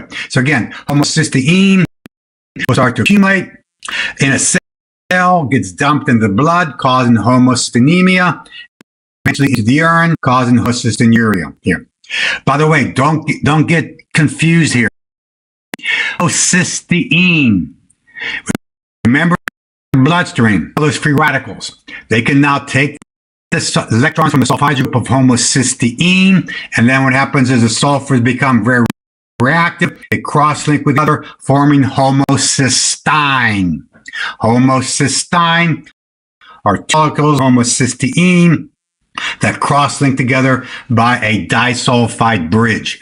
And that's where the name comes from, homocystinemia or homocystinuria. It's two molecules of homocysteine that then cross-link with each other because of oxidation by free radicals. But now, in addition, in the bloodstream, when homocysteine gets into the bloodstream, I'm going to show it right here, then gets rise to the pathology. And look at all the clinical manifestations of too much homocysteine in the blood. Deep vein thrombosis, stroke, atherosclerosis, Marfan-like habitus, mental retardation, joint contractures. You can put Robin's pathology here, they probably have that problem. So now why? Why is so much different types of pathologies associated with having too much homocysteine in the bloodstream? And the answer is simple. The answer is simple. Suppose this represents homocysteine with that sulfhydryl group hanging in the breeze. Remember those free radicals I just mentioned? They can take the electrons from the sulfhydryl group, two molecules of homocysteine forming a disulfide bridge Yes, that does occur. In addition, when the sulfur gives up its electron, it can react with sulfhydryl groups of cysteines, of proteins in the bloodstream. So that's now, so proteins in vasculature, albumin form disulfide bridges with immunoglobulin, which might form disulfide bridges with transferrin and so on. So proteins in the bloodstream indiscriminately, slowly but surely, start cross-linking with each other by disulfide bridges. And even cysteine can now hang on to the proteins. And then, so in other words, let me translate that. What that means is when you have elevated homocysteine in the bloodstream, free radicals can take electrons from the sulfide groups to water. The sulfurs become very reactive. They start cross-link with each other, and slowly but surely, as the days and the weeks and the months and the years go by, particles of junk start floating around in the capillary bed, and so on. And they get bigger and bigger and bigger. And you can imagine here comes stroke, here's the atherosclerosis, deep vein thrombosis, and so on, all because particles of junk start to accumulate in the bloodstream. And dangerous situation that goes on there. A dangerous situation goes on. And by the way, you also mentioned that, and that's, by the way, in my whatever it's worth, when you get profiles done of yourself. Blood profiles of yourself, as a lipid profile, which you should do of yourself, and because you're going to tell patients to do that, you should also have homocysteine being measured, not every year, but everyone should have cysteine being measured, because if the homocysteine levels are elevated, then now some physicians recommend this, that, but let me stress, there's no science that backs this up, but it does sound reasonable. If you have elevated homocysteine in the blood, if you take folate supplements, you can drive the equilibrium in the ferment of methionine. In other words, if you take folate supplements, then you're trying to do something with the homocysteine, drive it in the formation of making more methionine. Here, now again, there's no science that backs it up. I'm not saying it doesn't work, but I'm just saying there's no science that backs it up. But definitely it's worth trying. If the homocysteine levels are elevated, try taking folate supplements to try to drive the equilibrium in the formation of methionine here. Because remember, folate's not a problem in terms of excess amount. Now, why I'm here? So these two arrows might not work because of genetics, but much more common. What causes homocystinemia? That is vitamin deficiencies. Looking at this table or this slide. Don't look at the slide. Just use the classroom discussion pod. Which vitamin deficiency will give rise to homocystinemia? Don't look. The answer's in front of you. So don't look. Use your key. Vitamin C's can give rise to homocystinemia. And they are vitamin B6, B12, and folate. So any of those three vitamin deficiencies, B6, B12, and folate, will rise to homocystinemia. And again, another reason why page 264 is so important, because right now you can look at the figure if you want to. Right there in the figure, in the blue circle, you see all three vitamins used to make coenzymes that deal with homocysteine. If those vitamins deficient, you end up with homocystinemia. Dangerous situation that goes on in the vasculature. All right, now what's coming again? So finally done with page 264. You see how high yield it is. You might get one question, you might get 2, 3, 4, 5 questions, as other students have gotten over the years. Master this page. All right, now what's coming up next? We're going to take this part of the figure right here. This part of the figure that is being outlined by the pointer, this part here, and show it on the next figure. And now talk about folate content on the next slide. All right, so let's now go to the next slide. And in the color, that's what came by. Here is the enzyme homocysteine transferase that use coenzyme form of B12, and with the enzyme, the methyl THF takes the methyl group off, puts it on cysteine binding. So in the green box there, nothing new compared to the previous slide. All right, but now we're going to talk about folate and its metabolism. Now, over the years, I get it that medical students know that folic acid is very, very important, but they hate folic acid because the names are killers. Things like N5, N10 this, and N5 methyl and TH this, bogged down by the name. The site's important. They know it's important, but it's these names are killers. All right, so they get nice names here. But now, what is folic acid important? If I were to ask you right now, why do you need folic acid? And you answer, you need it for two reasons. One reason is to make DNA precursors to make DNA. We have not yet precursors in the next hour. And you also need it to carry out the green box to convert cysteine to form methionine. That's why you need in the human body.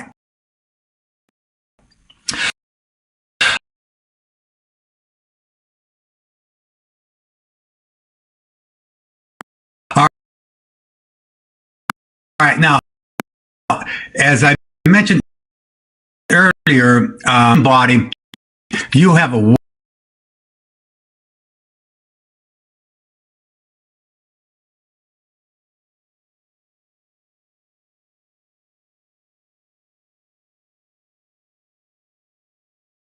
folic acid, that's the vitamin.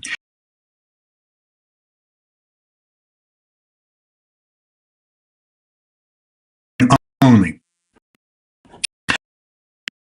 This. Now,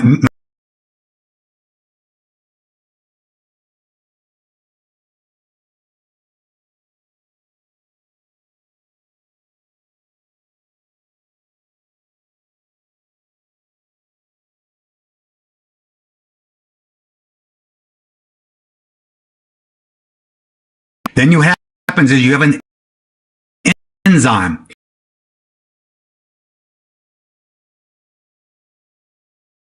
One carbon onto the THF carrier.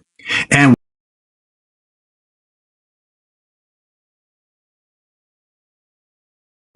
all these nitrogen put into THF carrier, supported onto the fifth. So where the methyl group goes on, N5 methyl THF, or just called methyl THF. If, however, you put that one carbon and the 10th called N5 THF. You can ethanol group on the THF carrier. You can also put a carbox group on the THF carrier. A carbox group, sometimes called 4-amyl group. So all these names you see here on this slide, you see here, don't get bogged down. All it is one somewhere located on the THF carrier. That's all it is. Don't get bogged down. Here, if I can make an analogy here to try to help you understand what goes on here, it's like your car. If you have a car is like the THF carrier. And when the person comes into the car, one comes into the car, if the person comes into the front seat on the left side, call that person the driver. If a person comes in, and that's going to be the function of that person. If a person comes into the car, comes into the front seat on the right side, you call that person the passenger. If it comes in the car and sits in the back seat, you call that back seat known as wife. But the idea is, so where that one person comes into the car determines the name and determines the function. Same with the THF carrier. Don't get bogged down with names and then 5 that it just carries one carbon. right, now let's do the biochemistry. And now please pay attention. What's going to happen is when we do the biochemistry, integrating with pathology, it starts off very simple, but then it gets progressed harder. And if you're not paying attention, I guarantee you, you're going to ask the content TA, hey, I don't understand what Dr. Turco just said, because you're not paying attention. So please pay attention, because it starts with metabolism, but get harder here, down to biology. Now, what happens is acid folate is the vitamin. So it's the vitamin. And then there's a major, don't worry about the enzyme now, but I'll give this enzyme all the honor, all the praise, and all the glory in the next hour. But what does the enzyme do? DHFR, it takes the vitamin folate and makes it into the coenzyme dihyfolate, and then the same enzyme makes it into the carrier called tetrahydrofolate. So now it makes it into the carrier. So then that carrier, THF, there's an enzyme, low yield catabot, that's going to take one carbon, and where that one carbon is coming from, not important. I won't even name it, not important. If you want to know, it comes from serine or glycine acids. So you take one carbon from and put it onto the THF carrier, and where it goes, it gives rise to the name of the THF and then the function of the THF carrier. And this is sometimes called the active folate pull. Take the carbon somewhere and put it on the THF carrier somewhere. It gives rise to the active folate pull. And then what happens is, talk about on the next hour, that one carbon on the THF carrier is then being used to build the pyrimidine purine bases. And as you know, those are then used to make nucleotides, then used to make DNA and RNA. You need to know those coming up in chat. Not that much, but just about it in the next hour here. So you're that one carbon from the THF carrier to build a pyrimidine purine ring.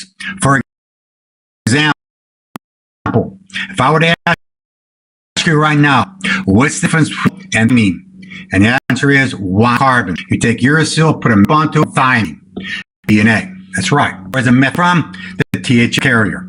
All right. Now you tell me. Here comes. Now you tell me. In folate deficiency, what's going to be the consequence? So in folate deficiency, you can't. No vitamin, no coenzyme, no carrier. So then the active folate pull is down. What about the ability to make purine and pyrimidines? Down. What about the ability to make DNA and RNA? Down. So now will be a consequence. And as you all know in pathology, that gives rise to megaloblastic anemia. How do you explain that? Earlier I showed you a slide when we were talking about folate as a vitamin. I showed you a slide with all those megaloblastic nucleus. What's going on? Here comes to explain the pathology. Suppose we have a nucleus cell in the bone marrow, and then the signal comes from the hormone EPO, erythropoietin. So EPO will come, bind with receptor, and the cell S phase and divide. So on the end of the hormone, the nucleus will obey, start to get bigger and bigger and bigger in anticipation of cell division. But if there's no folate around, then you cannot make DNA, and then the chromosomes will not multiply by, and when they don't multiply by, those big cells, those big nuclear red cells will just sit there in the megaloblastic state, waiting for the chromosomes to multiply too, but they can't because can make the DNA precursors to make DNA. There it is. That's what causes the megaloblastia. They're stuck there in the megaloblastia. Easy to understand, hopefully. That is, so I ask, why does folic acid deficiency cause megaloblastia? Red cell goes in the S phase, it gets bigger, but it can't divide to go cell because the cells are stuck in the megaloblastic state. Chromosomes cannot multiply by 2. But you still have the original chromosomes. So that was a DNA stain. You still have 46 chromosomes in those megaloblastic state. All right, now the other part of this is we got to explain why does B12 deficiency also cause blastic anemia. Now that one to understand, not paying it now, you're going to understand it. And if you have to figure this on your own tonight or sometime later, good luck trying to figure this out. Please pay attention. So we're trying to understand, we understand why folic acid deficiency causes megaloblastic anemia. But now, why does B12 deficiency also cause the same problem? Here comes the answer. So in B12 deficiency, here is the idea is when that B12 is deficient, this enzyme will not work. So now remember, this enzyme, the homocysteine methyltransferase, uses methyl THF. Now, what you need to know here is in the human body, most of the folic acid is methyl THF. 99% of all the folic acid that you have in your body is methyl tetrahydrofolate. And the amount of folic acid in the folic pool is very little here. Just a tiny amount of folic acid is the active folate pool. Most of it is methyl THF here. And the methyl THF is sometimes called the storage pool of folate. Not that you're storing it like you store triglyceride, but most of the folic acid is THF here. Now, the fortunate for you is this chemistry right there. That arrow right there, it's irreversible. That's the unfortunate me and you. It's an irreversible arrow here. All right, now, so if most of the THF is pulled, how do you get it out of storage? The answer is this enzyme in the green box, the homocysteine methyltransferase, will get it out of storage by taking that methyl group from THF along with the coenzyme form of B12 and puts the methyl group on the homocysteine to form methionine. So you regenerate the THF carrier, sometimes carrier regeneration. So one more time. So most of the folic acid in the body is THF. And to get it out of storage, you need B12 and the enzyme methyl group to put on homocysteine to form methionine, H carrier onto it to restore the active folate to make pyrimidine appearance here. Okay?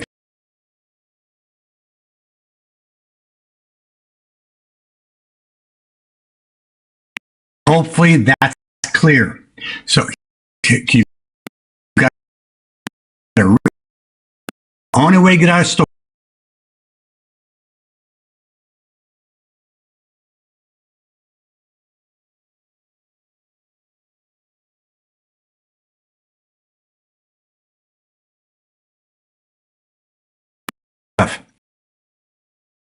in the body, there's plenty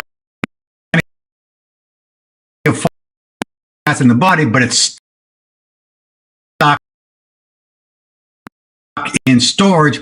About the pull, it's very cannot make pyrimidine. B12 deficiency also causes megaloblastic anemia. Plenty of acid in the body, but it's stuck in storage. Please understand that. That's why in pathology, I tell you, if a person has megaloblastic anemia and the reasons of B12 deficiency, you can overcome the megaloblastic anemia how? And they tell you by giving folate to that individual. And look at the Bible. We'll explain that. Deficiency in megaloblastic anemia, you can overcome the megaloblastic anemia by giving them folate. If they give them folate, you make the active folate. Just follow the arrows from left to right. You make the pull, purines, pyrimidines, and then DNA, megaloblastic anemia is overcome, even though the underlying here.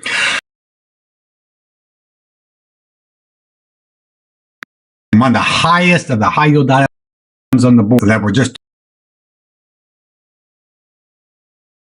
talking about now regarding megaloblastic anemia. Now let me stress something here.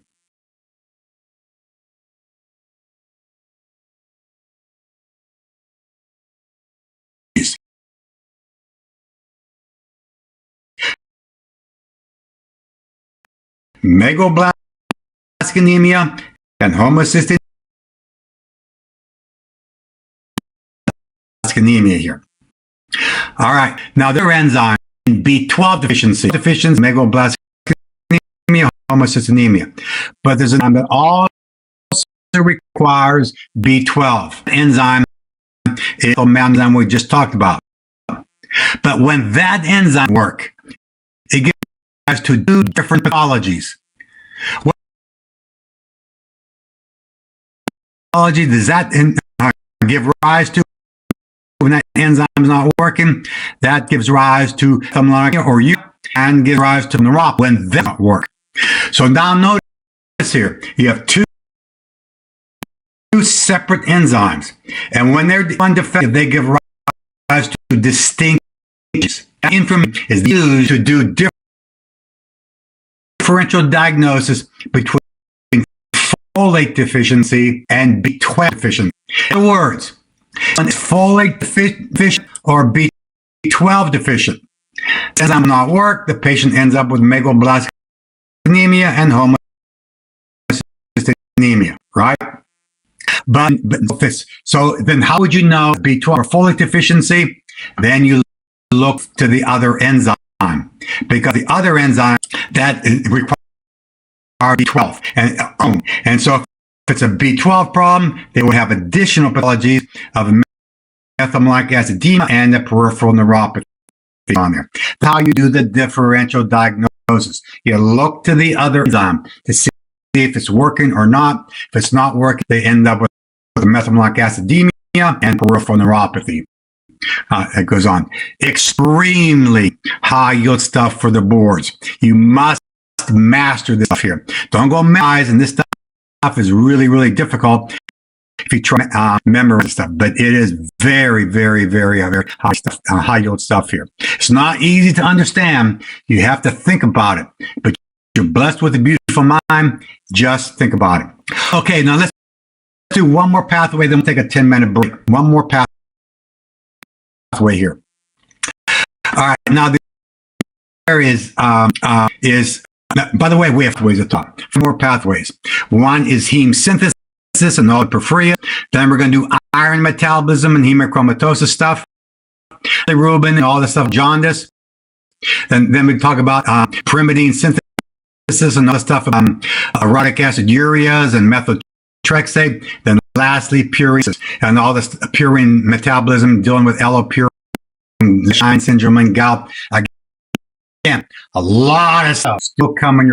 A little bit behind time, but not too much. We might go over by 10 minutes, something along that line. But anyways, the next figure to talk about. I know you're tired. I know you're tired of me and all that, but which of those pathways don't you want me to talk about? That's all higher. All right, now this here, now in heme synthesis, now let me biochemistry. Let me do the biochemistry here. All right, now, and in biochemistry, what happens is location. This is going to be critical where things are going on here. Now, what happens is in the mitochondria of most cells in the body, especially liver and nucleated red cells, there is an enzyme called ALA synthase. And notice it requires the coenzyme form of B6. And what's the enzyme? That's glycine with succinyl-CoA to make aminolevulinic acid as the product here. In mitochondria, please keep that in mind, in the mitochondria. And also notice what it needs in enzyme form of B6 to carry out that reaction. All right, then LA will leave the mitochondria, will go into the cytoplasm, or it's a low yield enzyme, forget about it, that condenses 2 molecules of LA form porphyrin is the product. And then in the cytoplasm, there is a major enzyme there, bilinogen deaminase, also known as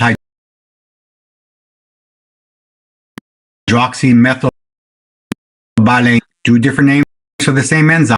Hydroxymethylane.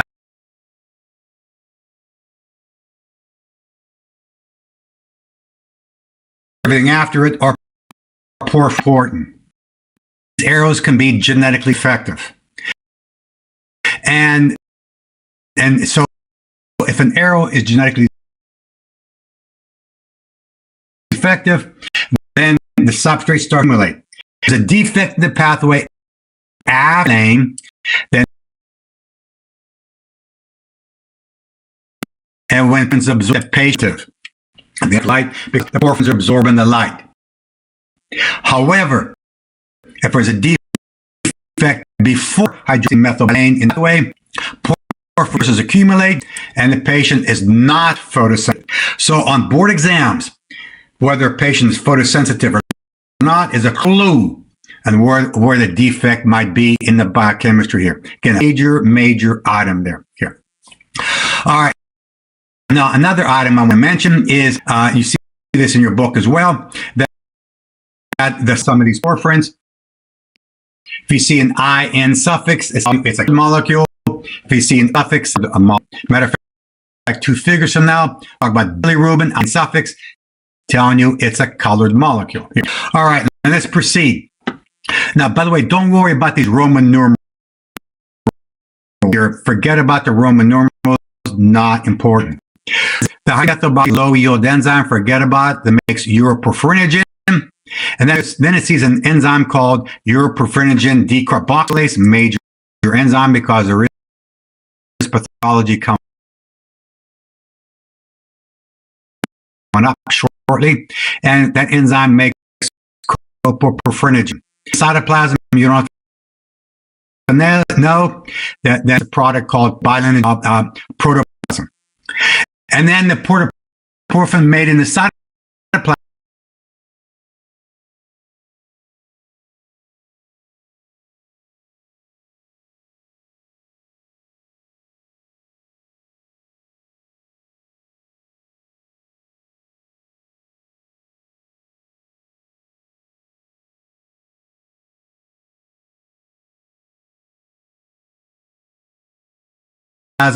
will then go back into the mitochondria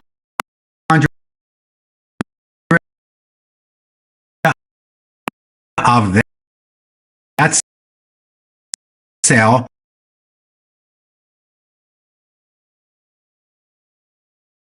to the pathway will then inhibit the enzyme. Monoheme made and elated. For a lot of heme already, you shut down the first enzyme by the heme. Beautiful. The logistics perfect. It just makes all issues of logistics here. All right, that's the body. Now we know for the boards. Remember when we were talking about vitamins, I said about B6 and B deficiency. What's the hallmarks of the pathology? Remember microanemia, hypochromic cells, and sideroblastic anemia. Remember all that? Your biochemical explanation. And therefore, protoporphyrin make heme microcytics don't develop properly. And why hypochromic? Not make purple called heme. And then why sideroblastic? Because the mitochondrial word, it just sits there and sits there and sits there. Sideroblastic state. It makes sense. What's going on? Now, another item here. Now, the genetic defects of the arrows have a name in pathology called the. Dr. Barone may or may not talk about all of them. I'm not sure I should ask him someday. But the two most porphyrias are these two here. It's shown here. One is acute intermittent porphyria. That's where this enzyme, the deaminase enzyme, is defective. And as a result, porphyrin precursors start to accumulate. Porphobilinogen, they start to accumulate. They spill blood and urine. And when they get into the urine, oxygen from the air and light will then stay all and porphobilinogen, they know just when it starts to polymerize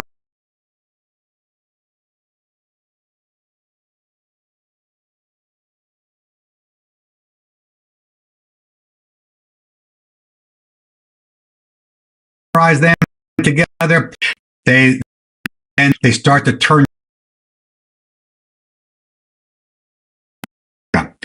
the transition from a pink to a red to a port wine colored urine. Diagnostic from this disease called a cure. Now, in addition, never Dr. Hughes never do it to anyone who has a porphyria. And the reason is it's induce the first enzyme, turning on the pathway. The last thing you want in a porphyria is to turn on the pathway to make more porphyrin precursors. All you're doing is exacerbating the problem here. So again, that's from Dr. Hughes. Hardin's reviews, hopefully he mentioned to you, porphyrias is one exception. Most are autosomal dominant.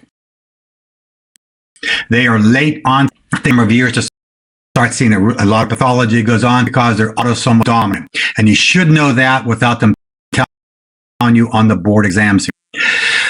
Now, the other is tarda. This is where this enzyme is defective, the carboxylase, and they're the most common porphyria. That was on the boards, by the way, according to a student. Student says he got it right because he saw that the patient had photosensitivity, so he was not the first one there. And porphyrin had sensitivity, and they said most common porphyria, and that is porphyria cutanea tarda. So when that enzyme is defective, start to accumulate in the skin, they absorb light, and then they form one and they blister the skin, forming free radicals, blistering the skin. It'll back up to the and then they get dumped in the blood and urine, causing the urine to become a pink, red, ultimately to a port wine-colored urine that goes on in porphyria. Again, major migration biochemistry with pathology. Last thing before the break, and that is this last arrow in biochemistry. Now, this last arrow in biochemistry, 3 distinct reasons. One reason, genetics, ferrochelatase deficiency. Another reason is lead poisoning. It knocks out this enzyme. Lead, another enzyme in the pathway, but this is the key enzyme. Inhibiting the enzyme ferrochelatase derives disorder called plumbism. Now, me and you may be normal individuals. We can come by lead poisoning, lead-based pain, like that. An infant, a toddler is chewing on a windowsill. It's lead-based there. You can imagine it can cause lead poisoning in that individual. They can have porphyria. So this arrow might not work because of genetics, ferrochelatase deficiency, environmental, lead poisoning, or nutrition, severe iron deficiency. And severe iron deficiency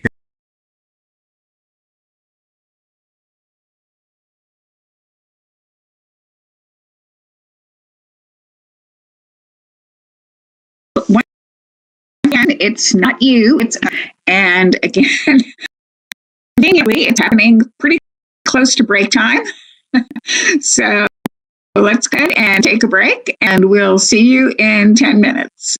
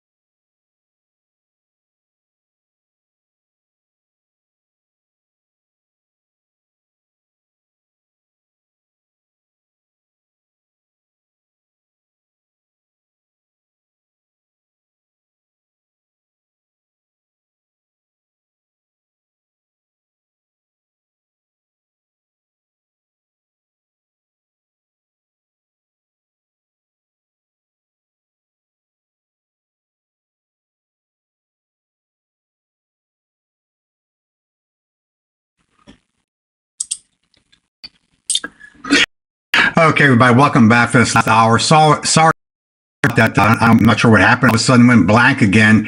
So anyway, that's what we've got to deal with. All right, so let's continue. As I mentioned on the classroom pod, I'll probably go a little over right now, but I do want to cover it. It would be easy for me to say around the bottom of the hour, but I don't. I'll cover metabolic pathways that they're high yield. Is iron. Iron is an amazing substance. The only substance which you absorb comes into your mucosal cell and then comes into your body. It's that once it comes into your system, there is the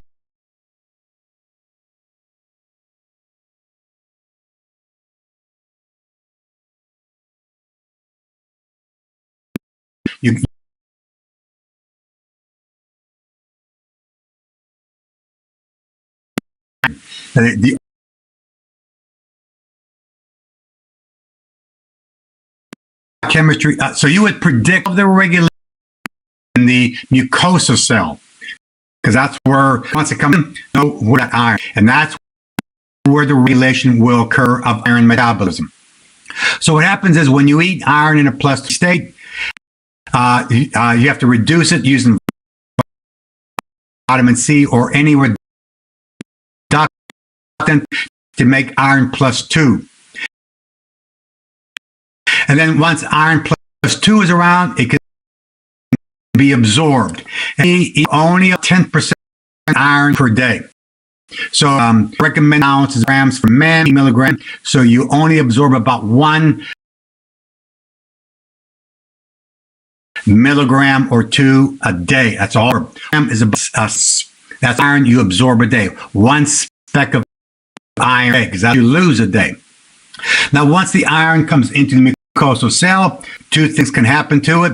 One thing is it can be stored bound to protein called ferritin. Ferritin is an intracellular protein that stores iron.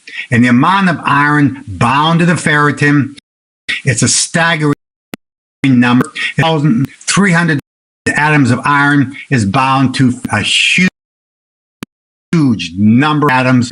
Now, I'll come back to that in a little bit. Now, if it's not being stored, then the iron transport out of the cell into the blood. That's where all regulation occurs. All the regulation of iron metabolism is on the serosal side of the mucosal cell. There's a protein called the HFE protein. Remember, in endocrinology, it's controlled by a hormone called hepcidin. Hepcidin is the hormone that controls HFE and permits about 1 milligram or so to come into the bloodstream here. So keep that in. That'll be important in a few minutes.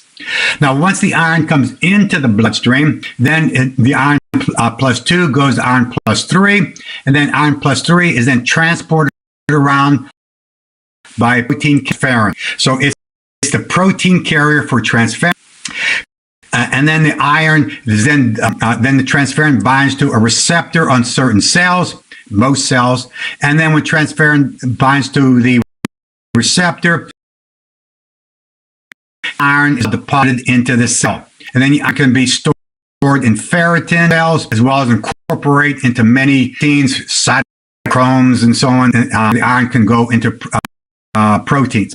But most iron is delivered by transfer to the bone, to the red cells, and so on. And there, the iron comes, as we just talked about, in heme synthesis, the iron will incorporate in the heme, along with alpha and beta globin and so on, make the erythrocytes, and they'll differentiate to the erythrocytes. And then after 120 days, the erythrocytes are turned over, and then the iron is salvaged and reused over and over and over again. Salvaged and reused is that iron. All right, now chemistry. Now, what do you need to know for it?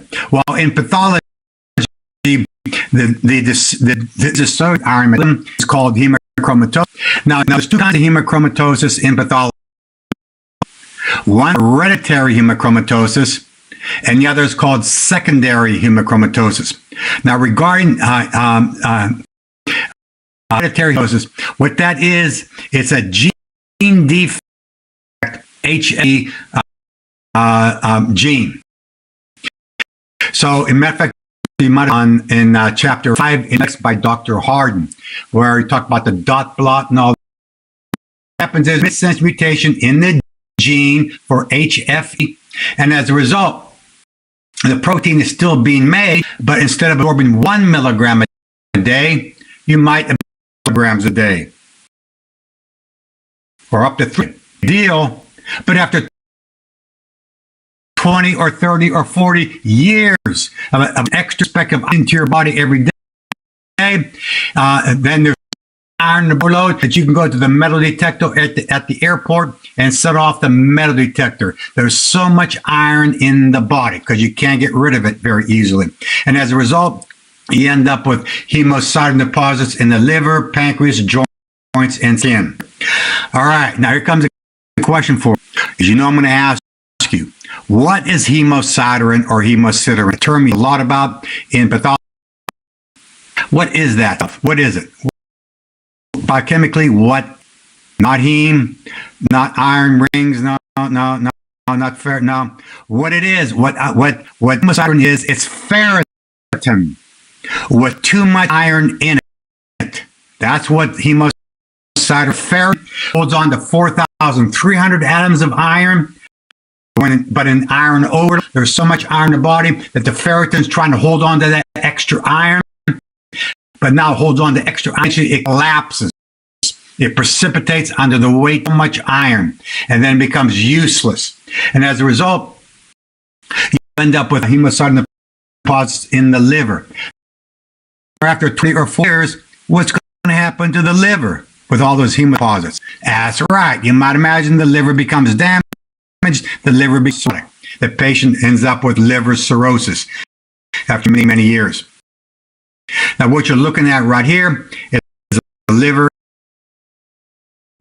in a hemochromatosis situation.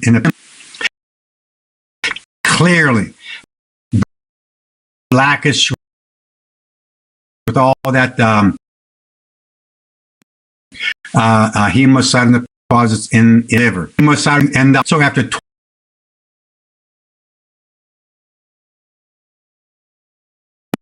arthritis and the same with derm. Now, in addition, with hemochromatosis, after 20 or 30 or 40 years, what's going to happen is people, right, they can characteristic situation, chromatosis, too much, and the body has no way to get rid of it here. All right, now that's second. Now that is hereditary hemochromatosis, a genetic defect in HFE. But now you and I, normal individuals, we can also end up with hemochromatosis, secondary hemochromatosis. You and I can end up with hemochromatosis. How? Is somebody out of blood transfusion, for example, in beta thalassemia, undergoing a lot of blood transfusions. As a result, a lot of blood coming into the body of the individual. When the red blood cells turn over, there's a lot of iron in those red blood cells in a blood transfusions. So some people doing lots of blood transfusions can end up with iron overload. But in addition, another way you can end up with iron overload is somebody taking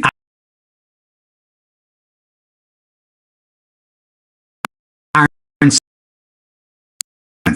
for extended, lethargic, maybe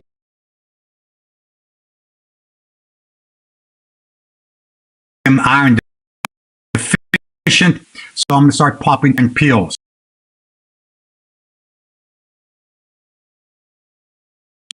Time being lethargic. So if you're iron supplement, you might be iron loaded, and all you're doing is iron supplements.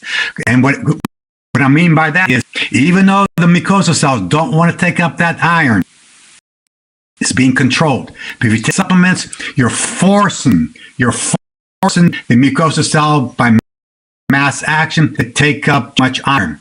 And all you're going to do is exacerbate the problem by in causing overload by taking iron.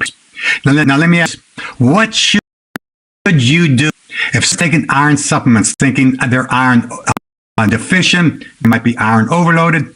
What should the person do before they take iron pills? What should they do? That's right, they should blood test done. Blood test done. And what is the blood test for iron called? What's it called? What's the iron?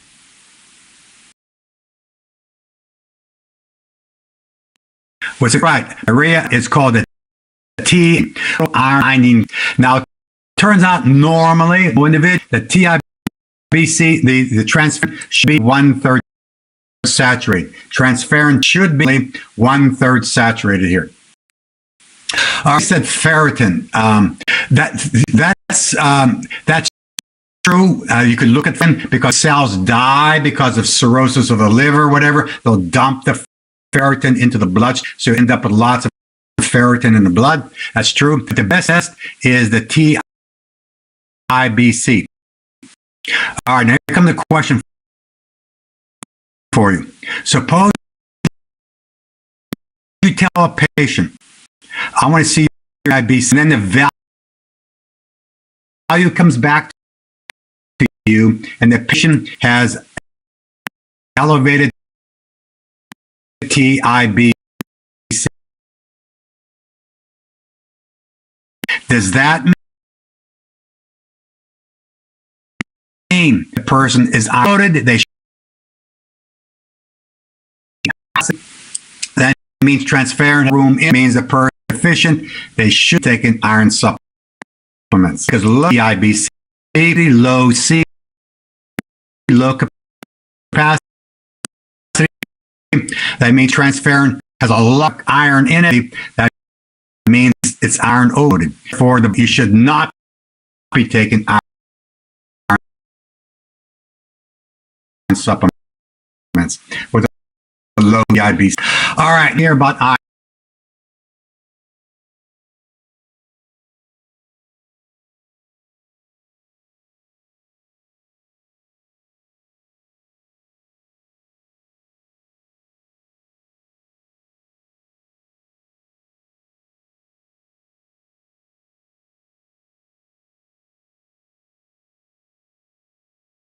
By bleeding. Now, in pharmacology, the name of the drug commonly used to treat iron overload. What's the name of that drug? Not EDTA. Not ferrochelatase urea is an enzyme. And it sounds like it, but it's called deferoxamine. Deferoxamine is the name of the drug. Iron chelator that binds the iron and the iron out the body. Again, major. That's one that cover iron because integration with pathology and biology that goes on here. Major iron here. All right, let's move on. Now, the next pathway I want to cover to finish chapter important bilirubin. Now, bilirubin, you got to know bilirubin for the boards and for your career, extremely high yield pathway for the boards here. Bilirubin is a lot like cholesterol metabolism, cholesterol synthesis. It's very difficult in life, but for the boards, it's a stick. Bilirubin is a simple pathway. Why? There's only one enzyme. You need all the other enzymes, forget about them. So let's talk about the chemistry of bilirubin metabolism. And to understand it, you know location, you got to, things are happening. Okay. Happens over. There is an enzyme, low yield, forget it. Going to take heme and cleave off one of the heme as carbon monoxide. It also liberates the iron, which is self and reused, and makes a pigment called biliverdin. Notice the suffix IN ending here. The only body where carbon monoxide is generated, but the amount of ammonia is very little, so don't worry about it. So it rates biliverdin as the product here. And then there's another enzyme comes along, takes the biliverdin pigment, makes it into another pigment called bilirubin. Now, some students think because bilirubin, ruby, like ruby color, they think it's red. Bilirubin is not red. What is red is heme, the red purple pigment, depending on the oxidation state of the iron. And then biliverdin is a green, and bilirubin, not red, it is a yellow orange colored pigment. Bilirubin here. The colors you see here on the upper left of the slide. Where do you see those in the body? You see those color changes in the body. That's right. That's what, in case you didn't know, that's what a bruise is. Bruise yourself, blood cells, main macrophages are turning over the red blood cells. Bruise, and those color changes you see. There's chemistry right there. Chemistry of what you see in a bruise, what goes on there, in case you didn't know that. The bilirubin, it's a lipid picked up by albumin to the liver. And in the liver, there is a mega enzyme for board exams, and that is the gluconeotransferase. Now, what does the enzyme do? It needs two molecules of substrate called UDP glucuronic acid, UDP glucuronate, the form of, now just like UDP glucose is a glucose donor, UDP galactose is a galactose donor, UDP glucuronic acid is a glucuronic acid donor. It's a sugar donor for the sugar glucuronate or glucuronic acid here. And it needs two molecules of sub and puts two of the sugars on from the sugar donor and puts it on the bilirubin to form the product called bilirubin because you have two sugars, diglucuronate as the product here. So put two of those sugars onto the to make the product here, bilirubin diglucuronide here. Now, substrate you might see called bilirubin, but you also might see called unconjugated bilirubin, but much more commonly called indirect bilirubin. The product glucuronide, that's the chemical name, also called conjugated with two sugars, but much more commonly called direct bilirubin. Here. Now, if I were to ask you the why question, why are you putting two sugars onto the bilirubin? And you're all going to say to make bilirubin water soluble, which is true. Why do you want to make it water soluble? And the answer out active transport to pump the direct bilirubin out of the liver into the bile, eventually intestine, first place here. Now the intestine, now like glucuron in the intestine, then the bacterial flora will then hack off both glucuronic acid sugars are then hacked off, and then the bacteria that take those two sugars go through glycolysis. But remember, what in the colon there is no oxygen. There is no oxygen. So what did the bacteria? What do the bacterial flora do with all to recycle their NAD back to the NAD? They take the electrons from NADH and they put it onto carbon to make methane, sulfur to make hydrogen sulfide, hydrogen gas. But in addition, the bacterial flora can take the electron and put it back into bilirubin, because bilirubin had double bond network, and when the bilirubin, it makes these chemical urobilinogens. The suffix ogens. Urobilinogens are colorless molecules made by the bacterial flora, putting electrons back into bilirubin. Now, what happens to the urobilinogen? Just a tiny amount, only about a milligram or two, of the urobilinogen absorbed out of the intestine, get into the blood, picked up by albumin, and delivered to the kidney. When they're delivered to the kidney, they filter through and they get in. And here, as soon as you do a number one, immediately oxygen from the air comes down and takes the electrons from the urobilinogens, which are colorless, and converts them to something's called urobilins. So the mediation of the urobilinogens to the urobilin suffix, and importantly, what gives the urine the characteristic color. The immediate oxidation, number one, of the urobilin and the urobilins. By removing electrons, you form the urobilins, given the characteristic yellow color. Now, why is the urine sometimes light? It's a dilution effect. If you drink a lot long, urine will be color because you're the urine being diluted out. If you don't drink a lot of water, you're in a darker color. It's just a dilution in the bladder of those urobilinogens. Be careful with the rest of this biochemistry.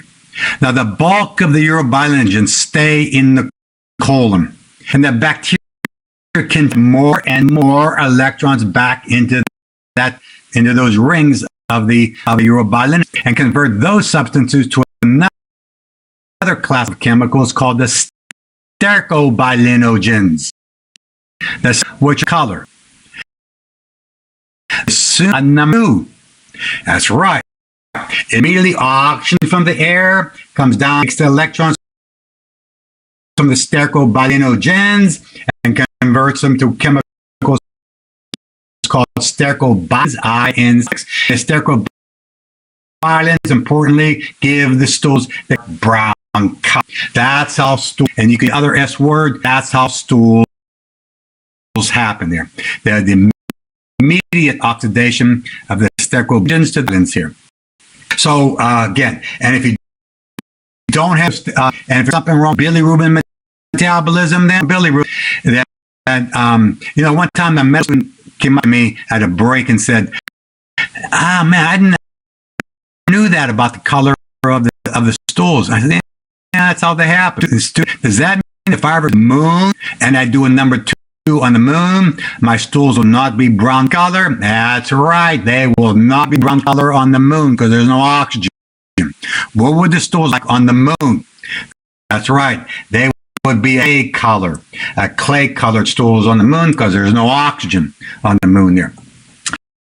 Anyway, that's how stools happen. Now about chemistry. Now here comes the integration with pathology. Now remember earlier I mentioned to you, you should know 3 lab values: blood glucose, blood cholesterol, and now blood bilirubin. And now, what should normal the amount of indirect in bilirubin in the blood, what is the normal value? Round off. Make it simple. Make it simple, round off.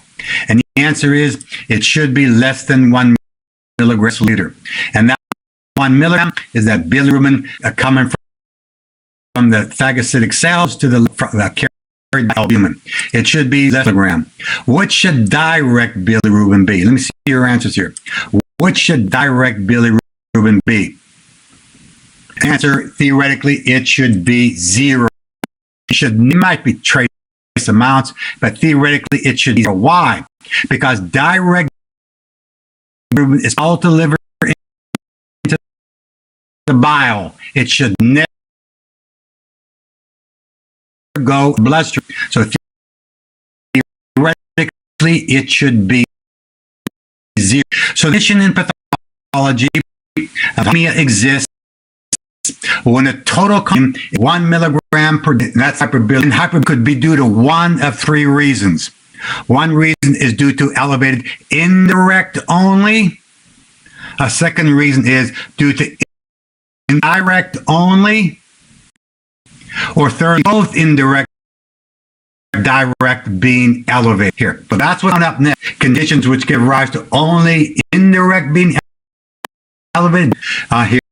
And then the other 2 is conditions which give rise to only indirect being elevated, direct be normal. One situation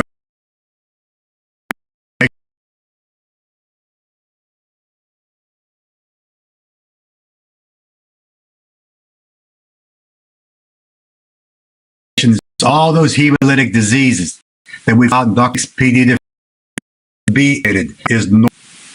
Now, from Dr. genetic diseases, a disease called Crigler-Najjar syndrome. There's a 1 and 2 that Dr. Barone covers. There, it's due to a gene defect of the glucuronidase. So, tragic disease, Crigler-Najjar. All this bilirubin in those infants coming into the liver, but the enzyme is not is defective, and as a result, the indirect go back into the blood, and then if severe congenital jaundice, the bilirubin indirect might be 30 to 50 per deciliter, and they usually die at a very early age, 6 months to a year. Tragic disorder is Crigler-Najjar syndrome. Now, in adults, a fairly common disorder is Gilbert syndrome. It's about 6 to 8% of the population. A lot of people in the room right now may end up having Gilbert syndrome or Gilbert syndrome. Here, 9 adults where for the gene for glucuronidase has a mission, and RNA polymerase has a hard time into it and turn the gene on yet, ideally. So anyway, the bilirubin level is indirect, maybe 2, maybe 3 milligrams per deciliter. But it's benign and it causes no jaundice. Yes, it might be exacerbated by stress, but it causes no jaundice. It's benign syndrome. What I want to talk about here is newborns. Now, everybody knows newborns worry about nicterus because the bilirubin levels might rise from 6 to 10 milligrams per deciliter indirect, and it can go to the brain and in the basal ganglia. It can cause reversible brain damage called kernicterus. So now the issue why? Are some newborns prone to jaundice with all this bilirubin can rise and so on? Why? And there are attributing reasons why newborns are prone to jaundice. Now, what's one of 2 reasons to why newborns are prone to jaundice? What's one of 2 reasons? That's right, Yash and so on. One is, by the way, this has nothing, Bo Wang, this has nothing to do with flora. There's no bacteria. There's nothing to do with flora. But one reason why they're prone to this is because at birth, there's massive erythrocyte destruction going on for a number of weeks. Beginning at birth, there's massive hemolysis going on in the newborn. Why is that? Why is there massive hemolysis in newborn beginning at birth? And the reason is hemoglobin. Remember, it says in those fetal red blood cells, and fetal hemoglobin F has 2 alpha and 2 gamma subunits. They do not respond to the 2,3-BPG. So at birth, the fetal blood cells start to get turned over. New red blood cells are being made that have hemoglobin A to respond to the 2,3-BPG that we talked about earlier this week. So that's one of the 2 reasons there's massive hemolysis going on beginning for a number of weeks. The other contributing problem is that all this is coming into the newborn. But the unfortunate thing is the gene for the glucuronidase is induced beginning birth. In other words, in the 9-month gestation, in the 9th month, that's when the gene starts to get turned on. So as you might imagine, a premature infant, let's say born at 8 months or whatever, that big problem. From this liver, and the enzyme may not be ready in the liver to conjugate the bilirubin to deal with its timing issue. And that's why a lot of newborns are prone to jaundice. What is the treatment for, everybody knows, all physicians, treatment for jaundice in newborns? That's right, it is phototherapy. By the way, what kind of light is that? That phototherapy light is that? Oh, oh man, be still, my heart, be still. Oh, look what you're saying. Look, most of you are saying UV. Ooh, think about that a second. UV radiation. Are you trying to cause cancer in that child by giving them UV radiation? You're trying to check out their excision endonuclease to make sure it's working, not forming thymine dimers and so on. The clinic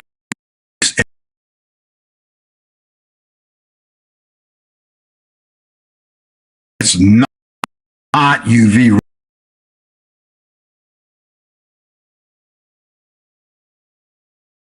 radiation. You don't want to cause cancer in that here.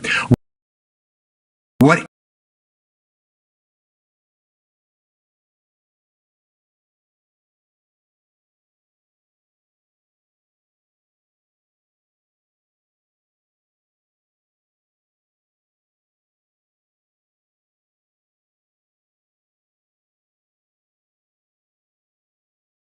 kind of melanoma?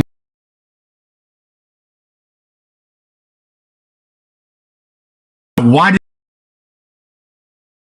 it kick in eventually and all the time waiting for the by fragmenting into marble fragments, pieces of why you give therapy. All right, now in pharmacology, name of the drug that can be used to severely jaundice newborns if the phototherapy is not working fast enough.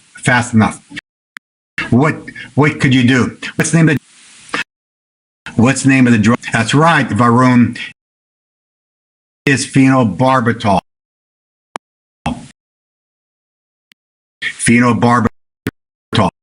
Now, Varun or anybody else, barbital treats severely jaundiced newborns. The therapy not working, and you want to avoid kernicterus. You know why you give phenobarbital? It induces at the gene level and induces the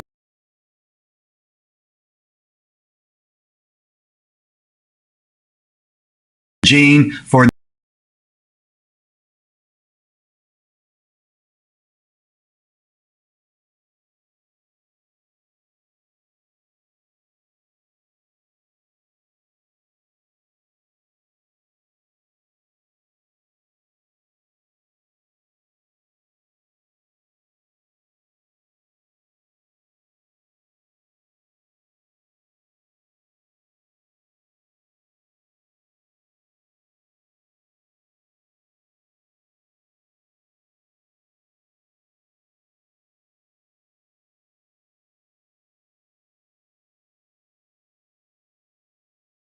out in sunlight to deal with the jaundice.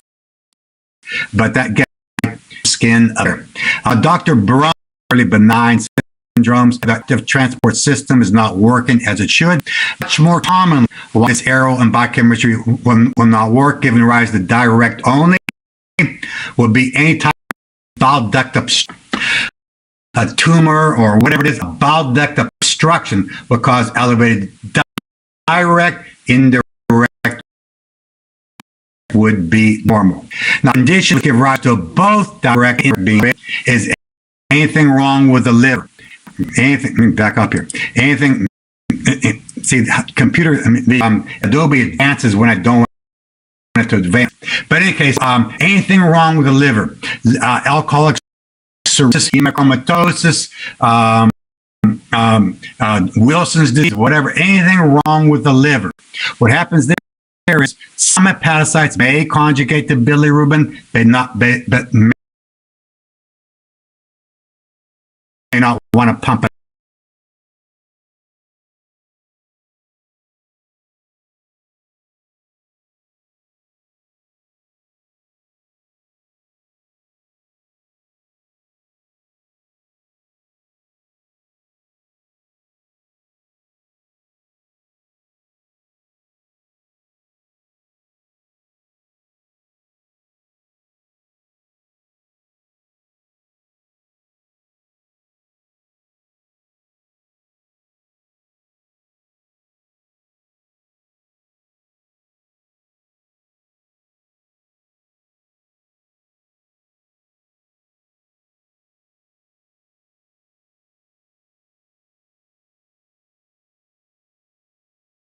out, direct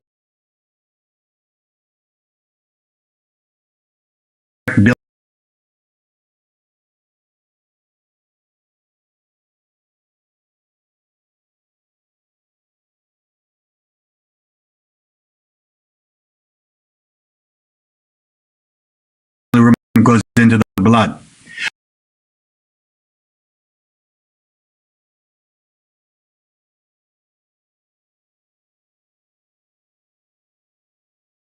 Other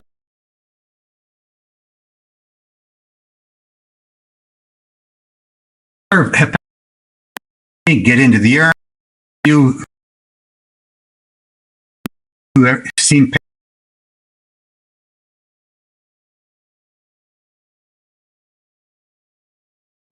patients with hepatitis. Again, direct is closer to the kidney.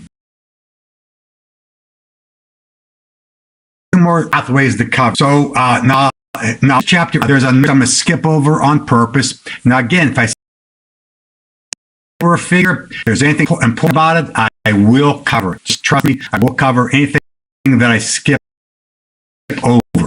But what's coming up here first of the two is synthesis. Now again, pay attention because there's some low yield information and some extremely high information. I wonder why primitive tuned. Now the biochemistry happens now made by most cells in the body, and in most cells, in the cytoplasm of most cells, there is an enzyme called carbamyl-phosphate synthase 2 that's in the cytoplasm of most cells. There's a number, there'll be a number somewhere. And what pathway had number 1? What pathway had carbamyl-phosphate synthase number 1? Well done. Aside, but this is pyrimidine synthesis pathway. An enzyme makes, back to this enzyme in a minute. So it makes carbamyl phosphate as a product. Several don't have to know, low yield, forget about it. It makes a pyrimidine precursor called orotic acid. And then what happens is orotic acid sees an enzyme, UMP synthase, that carries out these two. And what the enzyme does, it takes orotic acid, it puts it onto phosphate and ribose, and then and then remember, if you take a base, put it on phosphate and ribose, you make a nucleotide. A nucleotide is equal to the base, sugar, and phosphate. So if you put it on phosphate and ribose, and then you oxalate time nucleotide called UMP. And then UMP gets converted to UDP, big deal, low yield, but then it sees a major enzyme called ribonucleotide reductase. You're going to see this enzyme on this slide, as well as the slide coming up shortly here. And what does this enzyme do? What it does is it takes the ribose portion of UDP, and on carbon 2', it converts it to take hydroxy group and removes the hydroxy group, making deoxyribose. So therefore, the product is called deoxy-UDP as the product here. All right, we'll come back to that enzyme in a few minutes. Deoxy-UDP converts to deoxy-UMP, and then there's a major enzyme. I'm not going to highlight it in the red box this time because it's not quite the stature of the other one's red box on the slide. But anyway, it's a pretty important enzyme called thymidylate synthase. And what's this enzyme do? It's going to take the active folate pool. Remember a couple of the active folate pool. One of them was methylene THF. Takes that one carbon and puts it onto the uracil, the thymine portion of the deoxy-TMP as a product here, catalyzed by thymidylate synthase. And then the other product of the enzyme is dihydrofolate. And once dihydrofolate is generated, it sees a mega enzyme for it, dihydrofolate reductase. I wonder why this enzyme is so important. Anyway, DHFR, what it's going to do is take dihydrofolate to form the carrier THF and carbon onto it to regenerate the active folate pool, for forming methylene THF here. All right, now that's the biochemistry. Now, you know for on the boards. Well, way back on page 263, We talked an enzyme called ornithine transcarbamylase in the urea cycle. When that enzyme is defective, its carbamylase starts to accumulate, and then it'll leak out of mitochondria, and then come into the cytoplasm, liver, and then liver comes into the cytoplasm of liver cells. Notice where it goes. This pathway making more and more orotic acid here. And as they said, we don't need all that orotic acid. We don't need all those primitives. Then it ships it out in the blood and urine, giving rise to orotic acidemia and orotic acid. Diagnostic for OTC deficiency here. All right, we did that earlier, but now you see where you generate the orotic acid. But now equally important. Suppose now on board exams, enzyme, the UMP synthase is defective. And when that enzyme is defective, these two arrows will not work. And as a result, the substrate starts to accumulate, also giving rise to orotic acidemia and orotic aciduria. So now the National Board loves this. They make you a vignette. Now in your book, you see a vignette that I wrote, but the vignette would sound like this. Or the parents of an infant are changing the diapers of the infant. And then the parents start to notice that in the material, the parents then rush the baby back to you as a pediatrician. You have the material analyzed, and you find out its material is orotic acid.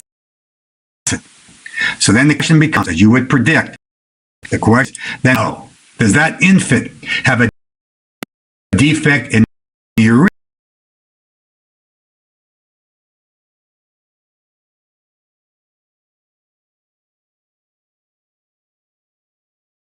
Synthesis urea pathway or the pyrimidine synthesis?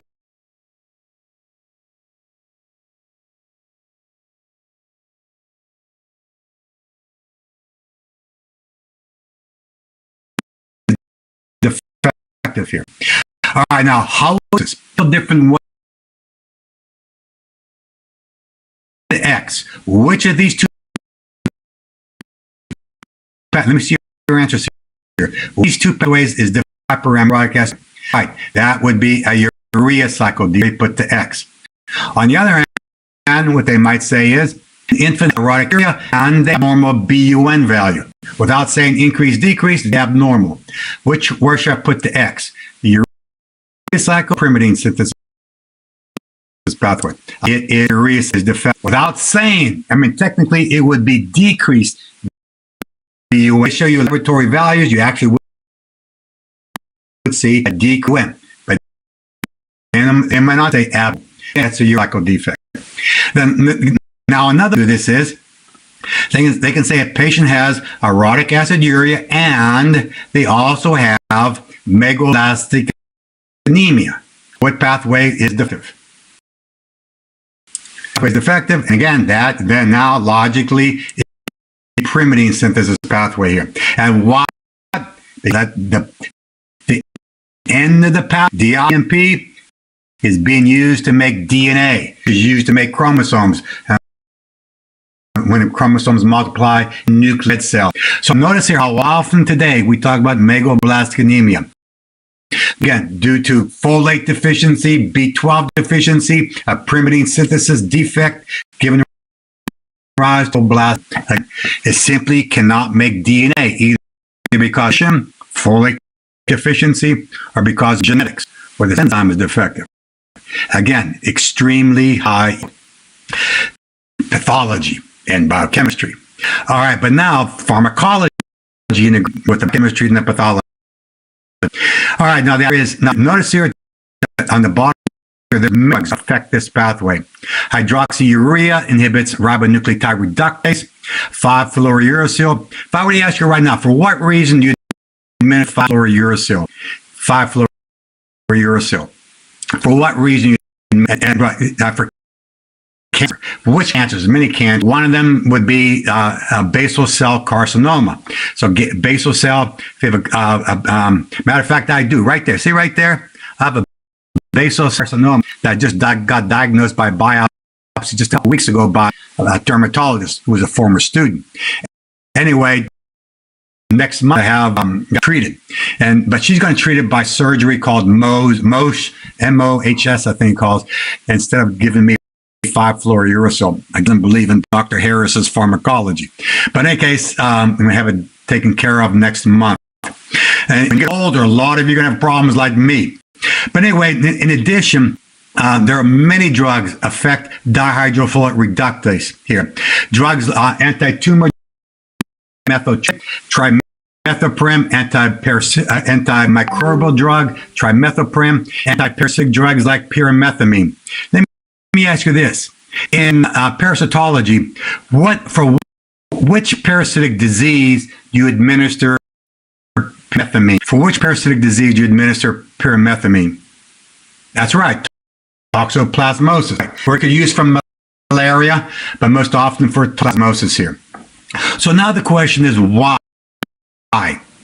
Why is there so much pharmacology directed against this pathway, specifically against that enzyme? The reason is because cells want to grow, microbes want to grow, parasites want to grow, and if you dihydroreduct those cells, TMP, they will not make DNA, the cells will not multiply, and they will be eradicated.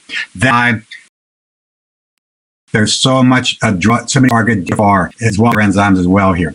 Now, what they might do on board exams is this. They might say to you, this is a Lineweaver-Burke plot of a very important enzyme in pyrimidine synthesis in the black line, DHFR in the black line.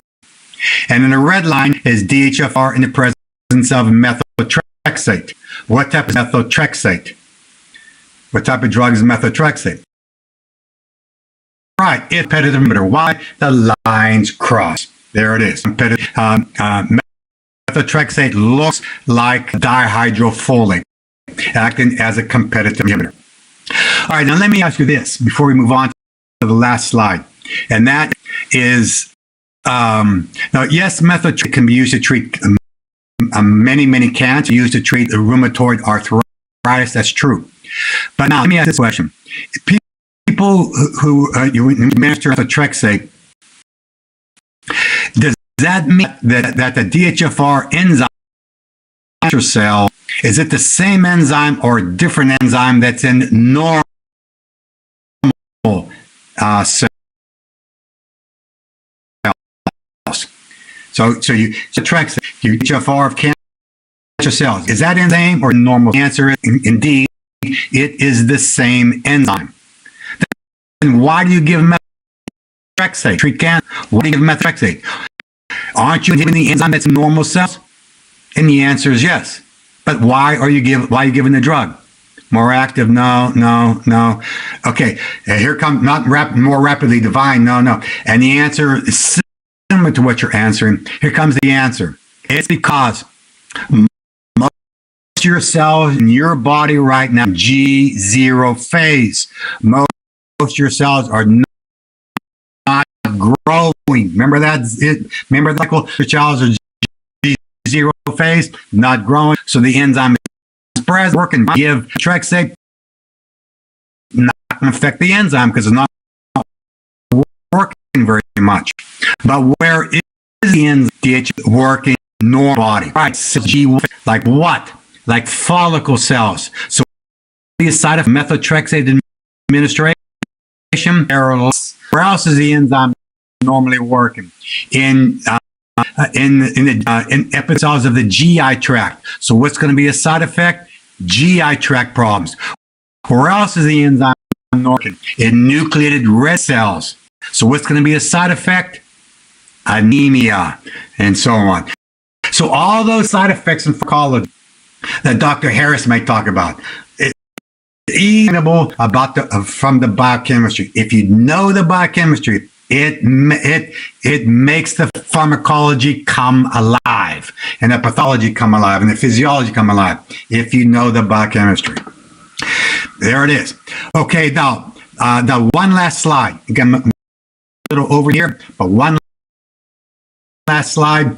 But I want to cover why it's one of the important pathways. Is this one here? Almost ranking important as the ectophosphate, because on this slide, there's going to be integration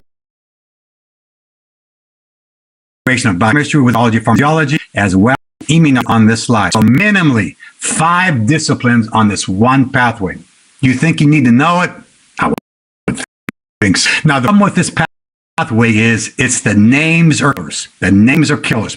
If you have to study this pathway on your own, all I can say is good luck figuring out what's going on, what's important, and what's not. But I have nothing to worry about. Again, I'm here for you. Now, pay attention because the names are killers here. All right, what happens is when purine nucleotides turn over, you see here AMP would be deoxy AMP or deoxy GMP. When purine nucleotides turn over, the first thing that happens is the phosphate group is removed. So now let's focus on AMP and deoxy AMP. So you remove the phosphate group and end up with nucleoside or deoxyadenosine. And what's adenosine again? Adenosine is equal to the base adenine plus a sugar ribose. So together equals adenosine, deoxyadenosine.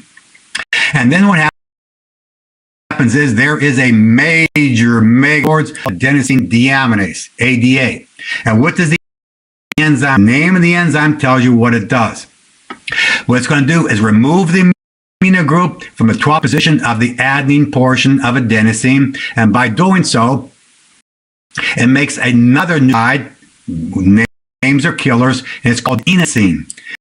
And what's inosine equal to? Because it's a nucleotide, it's equal to the base hypoxanthine plus the sugar ribose here.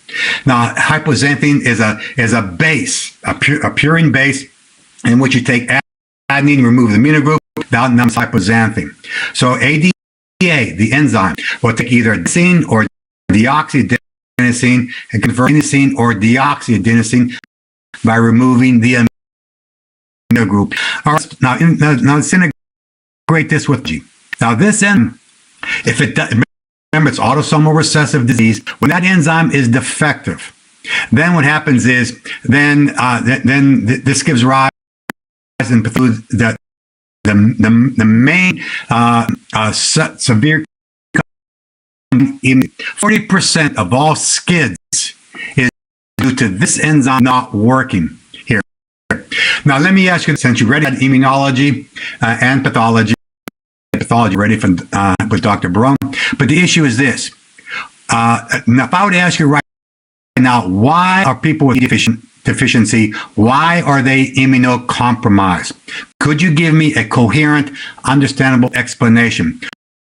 Why are they immunocompromised? Here. And the reason is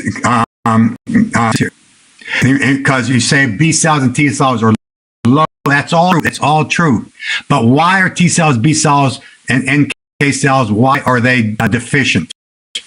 Why? And somebody's going to say because the toxicity of the deoxyadenosine. That's true. But why? Why? That's not answering the question. Why are they immunocompromised? And here is the reason. Why are B cells, T cells, NK cells low? And the reason is when the enzyme does the substrate adenosine and deoxyadenosine start, and is an inhibitor of ribonucleotide we talked about on the previous slide. By inhibiting that nucleotide reductase, any cell that's rapidly growing cannot make deoxynucleotides. Cells like T cells, B cells, NK cells cannot grow and grow because they cannot make deoxynucleotides. As a result, they cannot grow and divide, and eventually they are compromised. That is the biochemistry behind the immunology. Why it gives rise to the SCIDs here. Yeah. I mean, but why? Ask why. All right, let's come back to the normal biochemistry. Assuming ADA is working fine, it makes inosine, and then there's another enzyme, but not quite the stature. It's called PNP, purine nucleoside phosphorylase. Look at the surname, phosphorylase. Just like glycogen phosphorylase we talked about earlier, This enzyme PNP uses inorganic phosphate to cleave the ribose off the nucleoside inosine. And by doing so, base hypoxanthine here. I will come back to this. And by the way, you might, in immunology, this enzyme PNP, it gives rise to 4%, not 40, 4% of all SCIDs is due to PNP deficiency. For a reason known, they end up with low levels of T cells. B cells are normal. I'm not sure if Dr. Ali met too, but that is what goes on in PNP deficiency, where T cells are low, B cells, for reasons unknown, are normal, and that's P deficiency. That's how you do the differential diagnosis of PNP from PA deficiency. All right, now in addition, now we'll come back to hypoxanthine in just a few minutes here. All right, GMP. Now GMP or deoxy-GMP, you remove phosphate group with a phosphatase, a genetically side called guanosine or deoxyguanosine. And what's guanine? It's equal to the base guanine plus the sugar is now called guanosine. And then the same enzyme PNP uses inorganic phosphate to cleave ribose off by doing generating guanine as the product. So after all this catabolism, we end up with hypoxanthine and guanine. Adenine guanine because you remove the amino group. Hypoxanthine, names are here. Then what happens? Now, the tune of about 10% of these purine bases, they go into what's known as the excretion pathway. Excretion pathway, it sees a mega enzyme there called xanthine oxidase. Now, what does this enzyme do? The enzyme carries out two arrows, carries out this arrow and that arrow. And again,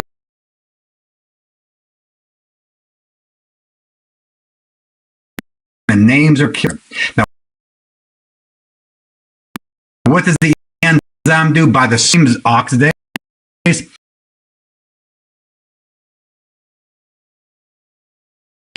Pure electrons removed from xanthine and also removed up with uric acid as the product here. Xanthine removal ones here. It's amazing how this week, how often we talked about electrons. How often, that's what life is. What life is all about. How often we talk about electrons.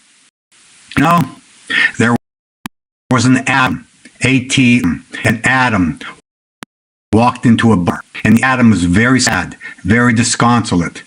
So the bartender said to the atom, "Hey, why are you so sad?" And the atom said, "I just lost an electron." And the bartender, "Are you sure?" And the atom, "Yeah, I'm positive." Positive. Didn't get it. I'm going to see that you remove the electron. All right, let me work on it. Let me go back to work to finish off. No problem with uric acid. The problem with uric acid is it's not very water soluble. So when uric acid around, or if it's not being peed out, in other words, overproduction of uric acid or under excretion of uric acid, when there's too much uric acid around, it'll back into the bloodstream. When it backs up into the bloodstream, it'll crystallize out, form those birefringent crystals, and then the macrophages will then engulf the uric acid crystals and set off the immune system, and then you get that very, very painful gout, especially in the big toe, the painful gouty episodes, all because uric acid is crystallizing out here. Now, there's ways it can when uric acid backs up in the bloodstream. One way is due to uric acid, and the other is excreted acid. Now, I'll give you an example of both. An example of overproduction of uric acid is under chemotherapy for a tumor or radiation therapy to get rid of a tumor or whatever. Then those people are susceptible to gout, to a gouty episode. And why is that? Because when tumor cells die, remember tumor cell DNA, and half that DNA is purines, overproduce uric acid. So again, that's an example of overproduction of uric acid in which the person can end up with a gouty episode. Now, in a couple minutes, I'll talk about what causes under excretion of uric acid. What's an example of that? I'll talk about in just a minute here. But now, in pharmacology, a lot of pharmacology that Dr. Harris covers, but now it's about chemistry here. And now, allopurinol, as you all know, is used to treat chronic gout. So why allopurinol? By inhibiting xanthine oxidase, then it'll pick up the hypoxanthine and guanine, and it turns out hypoxanthine and guanine are more water soluble than uric acid and more readily peed out. But not only that, hypoxanthine and guanine be a salvage pathway we'll talk about in minutes here. So that's why you give allopurinol, to inhibit the xanthine oxidase to treat chronic gout. Now what they might do on board exams is this. They might say to you, this is a Lineweaver-Burke plot of a very important enzyme in purine excretion in the black line called xanthine oxidase, and the red line is xanthine oxidase in the presence of allopurinol. What type of drug is allopurinol? What type of drug is it? That's right, it's a non-competitive inhibitor. Why the lines don't cross. Non-competitive inhibitor. Look how simple kinetics is. I bet you thought at the beginning of this that you hope they ask you kinetic question boards. Please ask kinetic questions on the boards. It's simple stuff, right? Before you took the command. Now you took the course, kinetic question, simple stuff here. But I also want to mention once, Dr. Harris may cover this as well, that technically it's a technical issue. The allopurinol, what happens is when allopurinol comes into the body, allopurinol is converted to oxypurinol. And oxypurinol is a non-inhibitor of xanthine oxidase. So again, so it's allopurinol into the body, and then it converts to oxypurinol, and that is the actual non-competitive inhibitor. Now, will the boards ask about that? I sort of doubt it, but just know it's an inhibitor. In addition, there's another drug that can inhibit xanthine oxidase. That's from Buch. It's the enzyme. Now, in pharmacology, what is the name of the drug commonly used to treat acute gout? Besides NSAID, besides Indocin, what's the name of the drug commonly used to treat acute? That's right, that is colchicine. Now, colchicine, what I want to emphasize is, colchicine does not affect xanthine oxidase, so you're not going to see a Lineweaver-Burke plot with colchicine. The way it works is it inhibits inflammation, and the way it does inhibits inflammation is the microtubules of the macrophages from assembly. Remember, the macrophage has to engulf the uric acid crystals, and colchicine is inhibiting the microtubules from assembling. So therefore, the macrophage is paralyzed. It cannot engulf the uric acid crystals. That's what colchicine does. All right, now one last item here in terms of pharmacology. What is the name of the drug that all used to treat chronic gout but has no effect on xanthine oxidase? It works by physiology. Here, what's the name of that drug? Then here, treat chronic gout.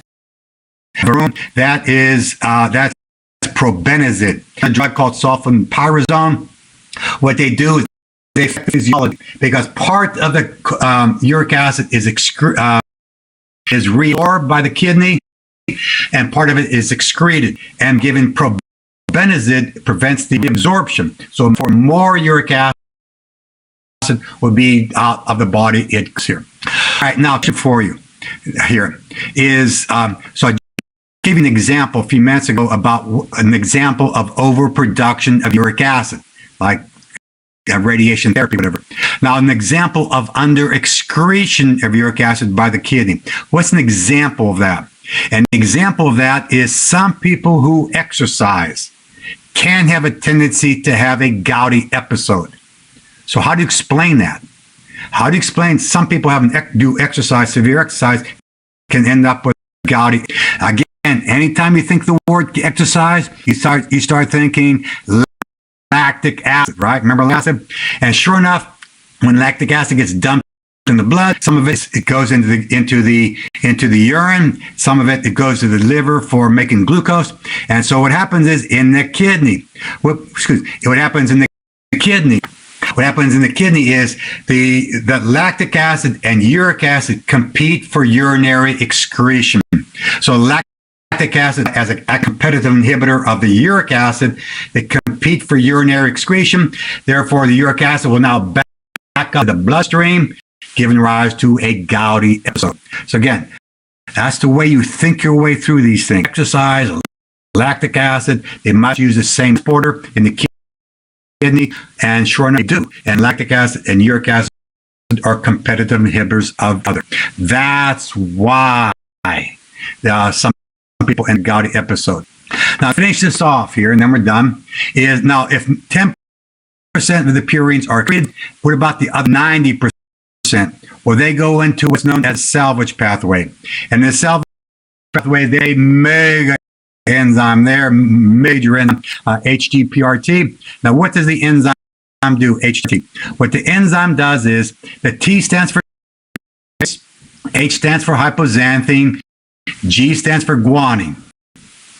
So what the enzyme does, it transfers hypoxanthine guanine onto PR, which stands for phosphate and ribose. And remember, when you take a base, you put on phosphate and ribose, you form a nucleotide. HT appears and salvage them to the nucleotide level, make IMP and GMP. Then you put the amino group back, you form AMP. And then it turns out these purines, which are now being salvaged, in turn, then inhibit the top enzyme of purine synthesis. Now, in your book, the figure right before this one is the figure of purine synthesis, which we skipped over. But I told you if there's anything important about a figure, I will cover it. And there is an important enzyme in purine synthesis. I'm going to cover it right now. That enzyme is called the aminotransferase. That enzyme is the top gun of purine synthesis. And so what that means is that enzyme in your cells right now is not working. Why not? Because the purine nucleotides are being salvaged. Why make them if they're being salvaged? And not only that, most of your cells are in G0 phase. That enzyme isn't working either. As you might predict, this enzyme not in your cells to make purines. Where is it working? Where might it be working? In cancer cells, right? So therefore, you would predict, I know Dr. Harris also covers this, you would predict in pharmacology, aminotransferase, a target of anti-drugs, 6-mercaptopurine. So 6-purine is a purine analog. It'll be salvaged by HTPRT and act as an analog inhibitor, competitive inhibitor of the aminotransferase. Exactly what you would predict. That goes on. Integrating biochemistry, pharmacology, and pathology here. All right, now this last enzyme, last but not least, HTPRT. Why is it so important for the boards? Yes, it's involved in purine salvage, but why is it so important? Because there is a mega disease associated. When that enzyme is not working, there's after Lesch-9 syndrome. Now, notice what's going to happen in Lesch-9 syndrome when that enzyme does not work. That means the purines will not be salvaged. So if 90% of the purines are supposed to be salvaged, they're not going to be salvaged. That means all purines now will go into the excretion pathway. Overproduction of uric acid. You're overproducing uric acid. And all that uric acid is going to be backing up into the blood. And you can imagine crystal and all the gout and so on. And it must be so painful. And it is very painful. And here, that you think that bad, that is bad. Now, what happens to the aminotransferase? It's no longer being inhibited in these children. And because it's no longer being inhibited, the enzyme will start to work and make more and more purines. The body doesn't need them. More and more go into the excretion pathway, more and more uric acid, and more out, and it must be so painful. The children, they'll chew fingers away, or chew their toes away, and bite their lips and so on. and tongues and so on, because of the pain of the gout. And unfortunately, there's nothing that could be done short of a liver transplant. But again, nothing that could be done. Yes, you can treat them with colchicine and so on, but really, there's nothing that could be done for these children. They usually die at a very early age of about 6 months to a year if a complete enzyme defect. Remember, X-linked recessive affects mostly males here. So again, major disease is this one here. All right, everybody, we're done. Finally done. Look how high yield this pathway major. So we're done. Now, what we're going to do here is, and by the way, that's why I didn't do vignettes this week. These 24 hours. I didn't have time. If you wanted me to do vignettes, what pathway do you want me to eliminate? Which pathway did you want me to do a vignette? That's right. Because to my madness, that's why that's on the Facebook. I did want to cover questions, but they're covered on Facebook, not during the lectures, because I wanted to make sure we covered the path. So anyway, let me give you my email address. In case you forgot, my email address is my last name Turco at uky.edu. So again, today I'm going to post 4 more questions on Facebook based on today, and then I'll put the answers sometime next week for those vignettes. And then, and also, by the way, I want to thank Joe for sticking around for an extra 25 minutes or so to finish this off. And I want to thank Dr. Miriam and Dr. Woods again because we have time. Thank you so much for enabling me to finish what I wanted to cover, because we're here for you students. We in Kaplan Medical want for you to do well on board exams. For you, I'm rooting for you. I want you to do well on boards. Please on the boards and feel free to email. And anytime if you have a question, let me know. I usually try to get back to you as soon as I can. If I can get back to you as soon as I can, it's probably because I will store or something like that. But anyway, good luck, everybody. God bless you all, and good luck in the exam. I wish you the best in the exam as well as in your career and with your family. Good luck, and God bless.